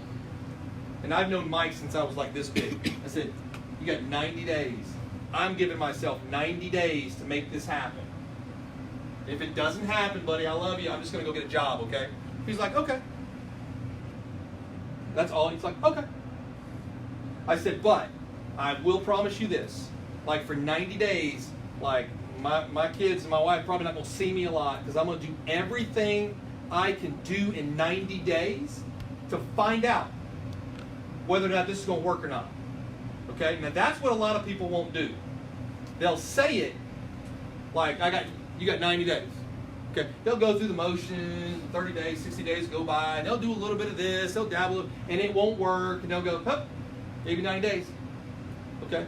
But they can't honestly look in the mirror and say they did everything they could do in 90 days, everything, to find out whether it could happen or not. So I did that 90 days. Worked like 7 days a week, I think. I mean, I was all over the place. I didn't have a dial day. It was like dialing every day. Dialing one, right? Yeah. You dial it Monday and you only got 3 appointments, and then on Tuesday, what do? You dial for Wednesday. You dial for Thursday. I'm dialing for Sunday. I'm dialing every day. But I was just hustling, because I was going to be able to look at Mike and say, if this doesn't work, it's not going to be because I didn't do it. I didn't do my part. If it doesn't work, it's going to be because it still don't work. It's not going to be because of me. Okay, my wife's not going to look at me and say, well, that's because you didn't work. Or my kids, or whatever. It's going to be because I didn't do it. So that was kind of my commitment. So I just kind of challenge you guys to have the same approach. I believe in this when it comes to training and you guys getting better and having this open-mindedness of, Terry said it again at the beginning, we sat and talked, a lot of things came out when Terry and I talked, but it was the faster that when things don't work out at the beginning, the quicker you can look at yourself and the person that hired you and go, dude, it's me. Like, I'm not doing something right. I'm either saying something when I dial. I'm not booking appointments. It's me. What do I need to do, Terry? What do I need to do, Amy, to fix this? Here's my phone script. Listen to me. Yeah, what's that sound like? But what a lot of new people won't do is they will point to everybody and everything else as the fault, and they will never point the finger at them and go, dude, I'm screwing this up. Like, I need some help. Why? Because it's easy to do that. It's easy to go, that's Jay's fault. Jay hired me, told me this thing was going to work. This ain't going to work. It's easy to just go, his fault. Not my fault. Okay? But the ones that succeed the fastest, they admit that it's them some way, and they go find somebody to talk to and they go, hey, I need some help. How do I fix this? Or they sit over there and they ask questions and they take notes and they go, how do I do this? Got it. Okay. And then they go to work and they come back with more questions and they go, hey, how do I do this? Okay, got it. And they fix that. And they go, that's what they do. Okay? I think when it comes to, again, business or whatever, you can talk about players, you can talk about producers. Okay? I think, I'll say players because I've always said players, but I think average players want to be left alone. Okay? Pick a sport, you guys that played sports, pick a job, whatever. Average workers in the workforce today. Average people want to be left alone. Just give my check, man, at the end of the month. Just leave me alone, right? Okay? I think good players and good producers, they want to be coached. All right? So they're open to coaching and, don't tell me too much, but I'm open. I'll listen. I might do some things my way, but, I'm okay. You can coach me up. I think great players want to hear the truth. Great producers want to hear the truth. Great workers in whatever business you've come from, they want to hear the truth. Right? Those are the people I'm talking about that can admit that it's their problem. So the great ones, the ones that make the most money, the ones that are in a higher position at this job or whatever, they're the ones that are really quick to go, hey, you know what? We didn't do as much last month. We were selling this stuff, and I think it's something that I'm doing.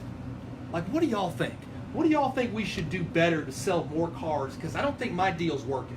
you know how I had this sale, this big idea. I don't think that's working. So tell me what we need to do. And then they go, well, Gary, you need to stop saying this. Or you need to stop doing this and doing that. And I'm like, okay, God, that sounds good. Yeah, let's try that. So I think the great players and the great producers, I think they're open to criticism, to constructive criticism, because they know they're not perfect. I think everybody in the room can admit, like nobody's the best at this. Nobody's got this thing wired tight where nobody can tell them anything. And if y'all are like me, like I hate the smartest person in the room. Like, hate him. You know what I'm talking about? You go to a party and like he monopolizes every conversation he walks up into. You tell a story, he's got one better. Oh, yeah, no, I did that. Yeah, and then we went back. Oh, yeah, no, I went there too. Yeah, I went there. We did that. And like, it's like, dude, you're like, where do I stop, right? This guy just like, he does everything. So here's kind of your challenge. It's like, kind of, where are you? Average players want to be left alone. Good players want to be coached. Great players want to hear the truth. So where are you? You got to be honest with yourself now. Just tell yourself quietly right now, which one are you? And be honest. And then wherever you are, if you need to fix it and you get to a better place, then you have an opportunity to do that. Okay? And then I'm going to kind of close with this little story in terms of attitude and activity. And y'all are. So y'all know that y'all guys that know me know how I love Chick-fil-A, right? No ticket, no chicken. No check, no chicken. No check, no chicken. No check, no See, chicken. I'm a little out of one. I'm out of sorts there. So I would have known that. So I just do I would this. have known that. So I just do this little thing like it's like a self-discipline thing. It's kind of like a way I punish myself too, because I love chicken. I love Chick-fil-A especially, and I love Chick-fil-A for a lot of different reasons. Okay, food's great. I think we all admit to that. Service is better. Agreed. Okay. And what it's always blown my mind is like I can go to Dallas, Texas, Chick-fil-A, and I can go to Atlanta, Georgia, and I can go to Auburn, Alabama, and it's like clones. Right? It's the same dang Chick-fil-A in Ohio as it is in Atlanta, Georgia. Service, I mean, I got a little old lady coming around with tea and refilling your drink and taking your trash. And like, I don't know any other place in America where you go and there's a Chick-fil-A and right next to it there's a Burger King, a Taco Bell, or whatever. And the dang Chick-fil-A's got 2 drive-thrus and them suckers are wrapped around the building. Every day, I don't care what time it is. All the time. Huh? It'd be like 3 o'clock. Annoying. 2 rows wrapped around. Okay? Everywhere. You look at Burger King, they got like 2 people. Right? So why are those people not jumping out of line? Why are they not jumping out of line and going to Burger King? There ain't nobody over there. Nobody in the drive-thru. Okay? It's service. Okay? Food's good, but they're not the only people. Burger King sells chicken sandwich. Last time I checked, right? Service. Okay? But, so, I was meeting with, it's like a marketing director of Chick-fil-A here in Atlanta a couple of years ago, and we started talking about this thing, because I'm intrigued. Like, I'm like just blown away by how, and he's like, I'm like, how do you guys sell more chicken sandwiches than anybody on the planet, and you don't even work on Sundays? Like, how does that happen? Right? He starts laughing. And he's like, well, do you think it's because we got the best chicken sandwich in the world, Gary? I'm like, I mean, I guess. Must be, right? He's like, no, probably not. And I was surprised to hear him say that, right? I'm like, really? He was like, yeah, everybody's got a chicken sandwich. You know, he starts naming these fast food places. He goes, oh, yeah, man, they put lettuce, tomato, onion, sauces. They put all this stuff on it, stack it up high, put bacon on, all that kind of stuff. He's like, you know what's on our chicken sandwich? I said, what? He said, 2 pickles. True, right? They don't put mayo on it. They don't put nothing on it. It's a bun with a chicken patty, 2 pickles. That's it. They sell for anybody. Okay? So I'm like, tell me more. Like, I want to know, how do y'all do? And he's like, because we spend billions of dollars on service. The reason people are wrapped around our building, or people, like you go in, how many guys go into a Chick-fil-A? Any hour of the day, right? Any hour of the day, 20 people deep. You walk in, you're like, oh, dude, I'm gonna be here all day. Like you're in line for like 60 seconds. Take you down here, sir. I'm like, right? I mean, they are running people through. They got people with iPads out there in the drive-through. They're like running them through, right? It's like efficiency tied up with like great service. All right? And he said no. He said it's the service. He said so all these restaurants that think that oh, the reason, we'll take the other restaurant, I won't name by name, you know the one with the big arches? You know, years ago, they almost went bankrupt. Did y'all remember that year? Okay, they almost like, I was like floored. I was like, oh, it's fixing to be like, no more. Okay, so they had this big marketing idea, right? New menu, right? Low calorie this, low calorie. It's like a crazy menu, right? New menu. We're gonna y'all seen them. New paint job on the whole thing. We're gonna reconstruct the design of the tables and the design of the things that make it really appealing, streamline everything, all that kind of stuff. And they thought like that was gonna be the answer, right? And then you walk in, same kind of service, same like you're frustrated as heck. It's like you can't get your order, right? They got 3 registers. They got 1 person, and he's cooking. He's not even taking your order. He's back there, right? You get frustrated. See, they think they spent all this money on the facelift and new menu and spent $0 on service. And it's just the opposite with Chick-fil-A. So I'm just kind of floored with that whole concept of why, you know, they can still do that. And it's because of service. So when I am out in the field, like I always look for like I'll go like 3 extra miles because Chick-fil-A's down there, even though you're passing all these other fast food places. Won't you? Yes. You're like, oh, Chick-fil-A's like 3 miles down. Yeah, I'm going to that one. Okay? Because of service and all that stuff. So when I'm in the field, here's the deal. So if I don't, this is my lunch deal to myself. Okay? So if I don't sell at least $1,000 before lunch, then I don't eat lunch. So that's my no check, no chicken. Okay? I don't get a check, I don't get chicken. So it's no check, no chicken. I need to do that for more than one reason. Yeah. So, but what it made me do is it just made me, I don't want to say work harder, but like mentally, like I get hungry now, right? And then if I don't do what I need to do before lunch, it's no check, no chicken, so I don't eat. Okay? And then if I sell something like after lunch, then I might pick up something on the way home. Get a check, chicken, go home. Okay? But now I've had days where I didn't sell anything before lunch, and maybe I sold one after lunch, but it wasn't like $1,000, so I didn't eat that day. And that's a sucky day. I'm hungry, but like I'll drive like 2 hours home, and then eat nothing all day, and just that's my like. So if there's something that you do or can do to yourself to give yourself some self-discipline, whatever it is, make it up. No check, no chicken, whatever.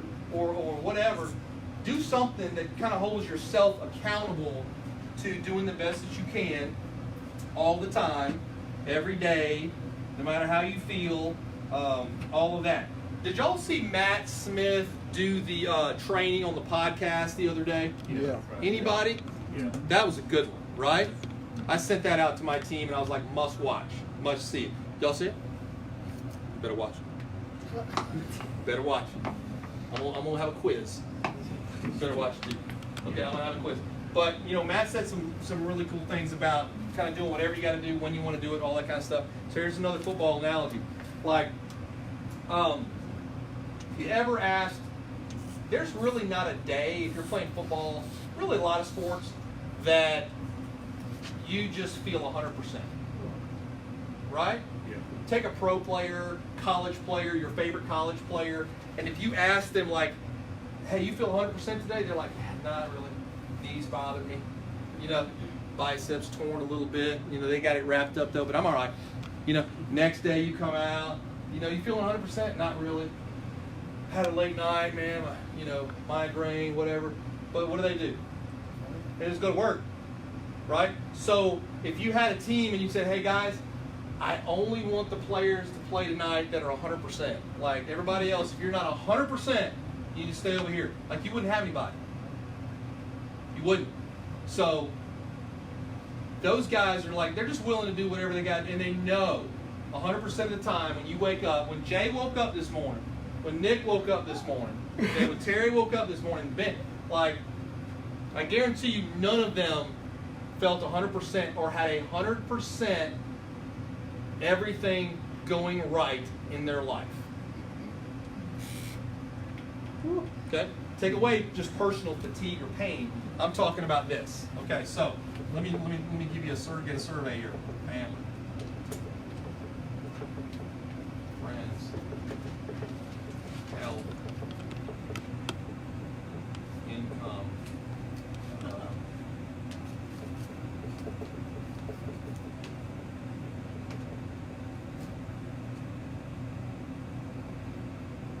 We'll stop there. That's probably enough.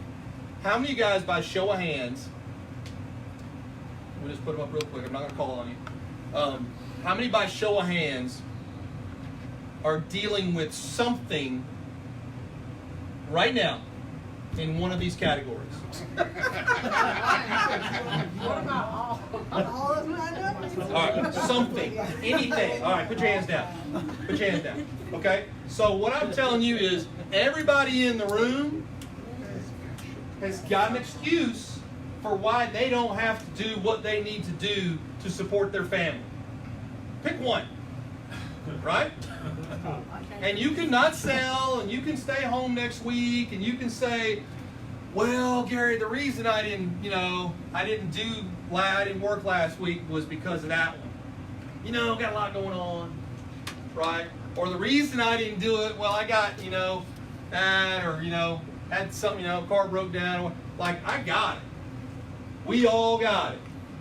Okay? So the faster you realize that everybody, we just proved it right here.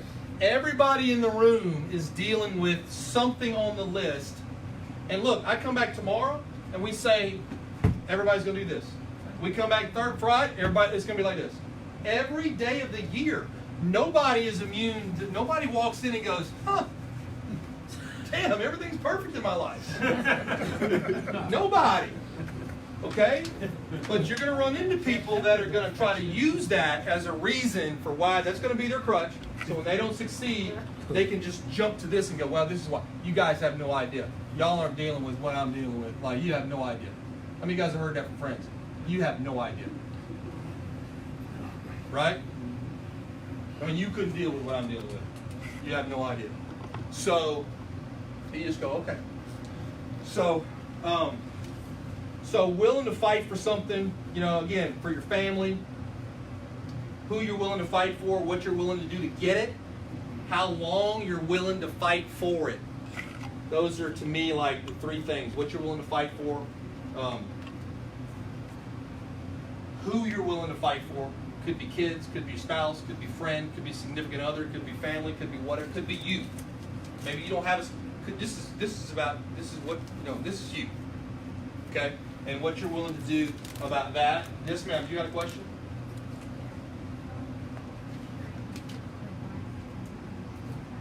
One more time.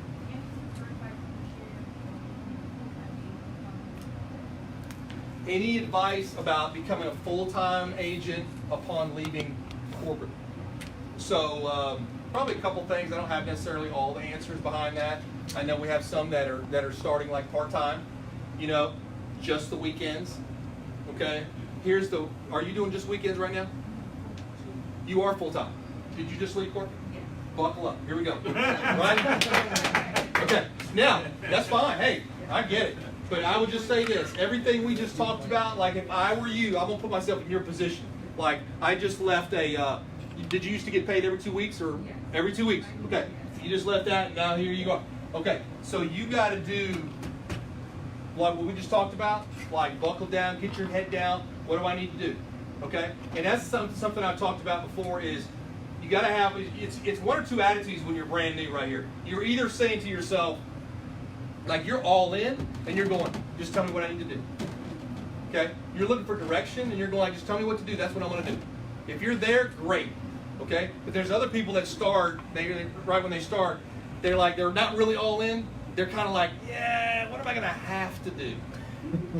There's a difference. What do I need to do? And what am I going to have to do? That's code for like, I don't really want to do much. I just want to make what he's making. Okay? I want to make all that money. I just don't want to really do everything Terry's doing. Can we do that? No. Okay? So it is just, yeah, find out what this schedule I'm talking about, that's it. Now when you're brand new, you might have to dial longer to get your 20 appointments. And then that length of time that you dial may get shorter because you're going to get better and better and better. Right now, I'm probably not going to have all my appointments by noon. I'll take a little break, walk the dog, and then here we go. Dial some more and get your 20 appointments in. May have to dial after supper. Get them in. Get your 20 in. Okay? And then go out in the field and go mess it up as many times as you can. Call your manager from the house, get the answers, write the right application, get money put in the bank. And then just keep doing it. 90-day plan, you'll do it. If you do all those things, okay? All right, last thing. And then we're gonna go home. Gary, can I add one thing to that? Yes, sir. B plan, get rid of it. If you sit there in the back of your head thinking that you can go back to that job, you're not going to get this 100%. I mean, I did it for too long. Then when I got rid of the B plan, I actually wrote $368,000 a year. But I had my foot in the job and then half foot here, and I wasn't producing jack. I mean, but if you get rid of your B plan, you'll make it happen. She's on a good start here. She's already mind leads. This is her first out there. How many appointments you have, Janelle? 7. Sweet. Today. That's good. When you start buying your own leads and investing in yourself too, you work differently too, don't you? You do. You just do. All right, last little quick story. And this has to do with how we just said who are you willing to fight for? What are you willing to do to get it? And how long are you willing to fight for it? Some people's length of time is 2 weeks. I'll fight for 2 weeks, then I'm done. Okay. For some people, which I think you're probably this way too, you're like, however long it takes, we're fixing to do this thing. Okay? And I'm going to go through this little thing, we're going to have good days, have bad days, but I'm in this thing. Okay? I'm going to do it. So, so when I was coaching down in Panama City, this was years ago, we had a coach, I think it was Charlie Tate, and we had what would be considered a decent high school football team. We wouldn't say great, wouldn't say elite, wouldn't say anything like that. But we had come off a team that was really, really good. And then, you lose all those players, and you're like, ooh, what are we going to be like now? We lost so-and-so and so-and-so, right? We all been there? Probably our favorite teams, that's happened to you, right? And so he had to come up with this way. He's like, dude, we had a staff meeting, and he says, we need to create some kind of energy or some kind of image for this team because we're not talented enough to win 10 games. So we got to figure out some other identity. That's the word, an identity for this team.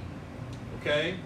And so he had gone to a couple of meetings and met with his old coach down in South Florida. And he came back, we had a staff meeting, and he introduced what's called, it was a stick. Okay? Now all it was 2 PVC pipes, but they were taped together with athletic tape. You know what I'm talking about? So it looked like a baton, almost a big, it's taped up in white athletic tape, and it had the word arete on it, A-R-E-T-E. And it was from Greek mythology. Okay, the story gets pretty good. And what he said to the staff, he said, what it means is to have glory and honor on the field of battle. Didn't say anything about winning. Didn't say anything about scoring. It said to have glory and honor on the field of battle. And the way you can have glory and honor and still lose a game is you lay it all on the line.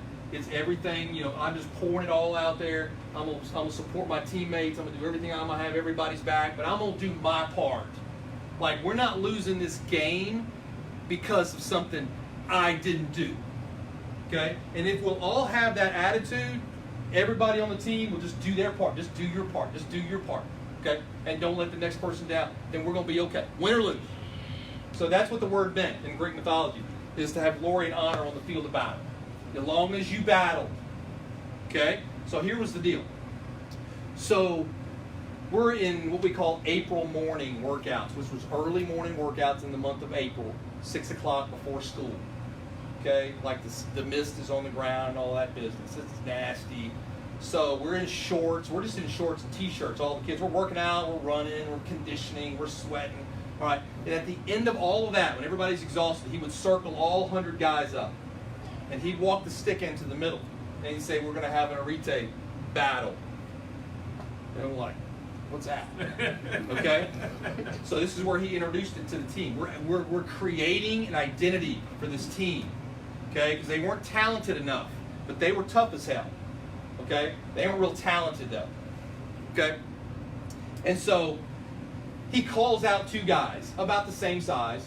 You know, tries to match up. And I wish I had one. So he would call like Jay and I. And he would make us hold the stick. Put one hand here, Jay. It would be like this. Y'all see that? We would hold the stick like this. And then he would say, when I blow the whistle, y'all are going to fight for that stick. Okay? There's no rules. But whoever comes up with the stick at the end wins the battle. Okay? That's it. Okay? So we're thinking, all right.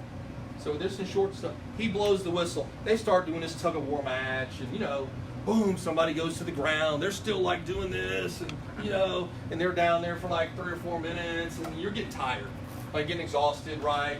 And then all of a sudden, somebody rips the stick away from the other one, and it's like, yeah, you know, winner. They shake hands, and it's over. Okay, that's the retail battle. Now here's the deal though. He would tell them, it's not important who wins as much, as long as you fight, as long as you battle, as long as you do everything you can for you, your family, whatever, your name, all that stuff. We're good with that. To have glory and honor on the field of battle is as long as you fight and you do everything you can, right? So, no rules. So he calls out 2 more names. They get in there. So the battles are getting a little bit better. And then every day in the morning for like a month, we start having all these battles, like, you know, 5, 6 at a time, and they go home. Come back the next day, same thing. Well, the fights are getting better because the guys are realizing, you said no rules. So now they're like hitting each other with the stick, and they're like elbow, you know, kicking each other and all this kind of stuff. And the coaches are around, and we're going like this, we're going to get fired. Right? Like if parents come out here at 6 in the morning to watch this nonsense, we are getting fired. Okay? So we're just letting all this happen, right? And the cheers are getting louder. They're like, yeah, you know, they're just getting all pumped up, and they're, you know, everybody's happy. And some fights last longer than others. But not one time does anybody just give it up.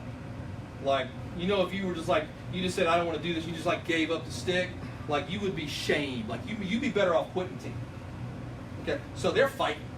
Okay, now, so getting to this story, so where I'm teeing up the picture for you.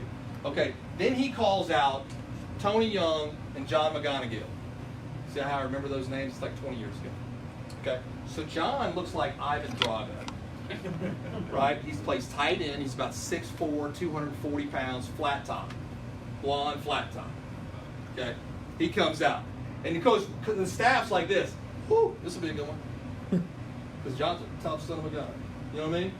So he walks out there, you know, he looks like Drago. He's like this. And then he goes, Tony Young. Tony Young's our tailback. 6 foot, 192 pounds. Wow. But now, like, Tony's from the other side of the street, other side of the tracks, okay? That's why he picked them. So this is not about, like, size. This is about, I got, you know, because you're thinking, like, Tony Young would probably whip anybody out here. This will be interesting, okay? So Tony gets up there, and Tony lives with his mom, okay? John's got full family.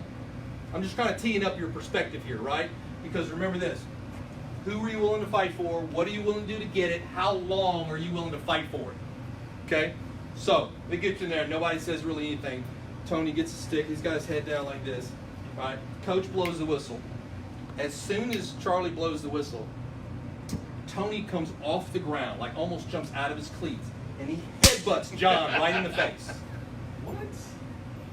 This kid's 6'4". Okay? I mean, he's got the stick. He jumped, and it's a boom! It's like somebody shot a gun out there. It was so loud. Okay, and they go to the ground. Tony is on top of John, like choking him with the stick. Okay, he's got blood dripping on John's face. We don't know who's cut. Like somebody's bleeding. Okay, John's on the ground like this. Tony's choking him with this stick.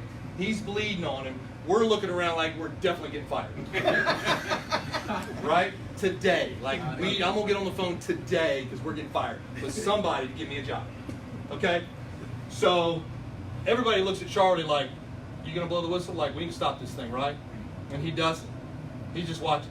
And the kids are like, and then all of a sudden the kids realize that he's not stopping this thing, so they start cheering. Let's go! Like they're picking their favorite. And now this whole thing starts happening. Okay? Now John's rolling over on top of Tony. And he's like kneeing him. I mean, this is getting like violent. It's everything, but neither one of them are letting go of the stick. You follow me? Like it's not about, it's like who is going to have enough and let go of this thing and just say, that's enough, man. I ain't doing this. Like that hurts too much but they also know like God and everybody's watching. And John's thinking, ain't no way in hell you're winning this stick. And Tony's thinking the same thing. So they're doing this for what seems like 10 minutes. It's probably like 3 minutes. But you know what I mean? It seems like holy crap, like what are we going to do? So finally, like they're so exhausted, Charlie finally blows the whistle.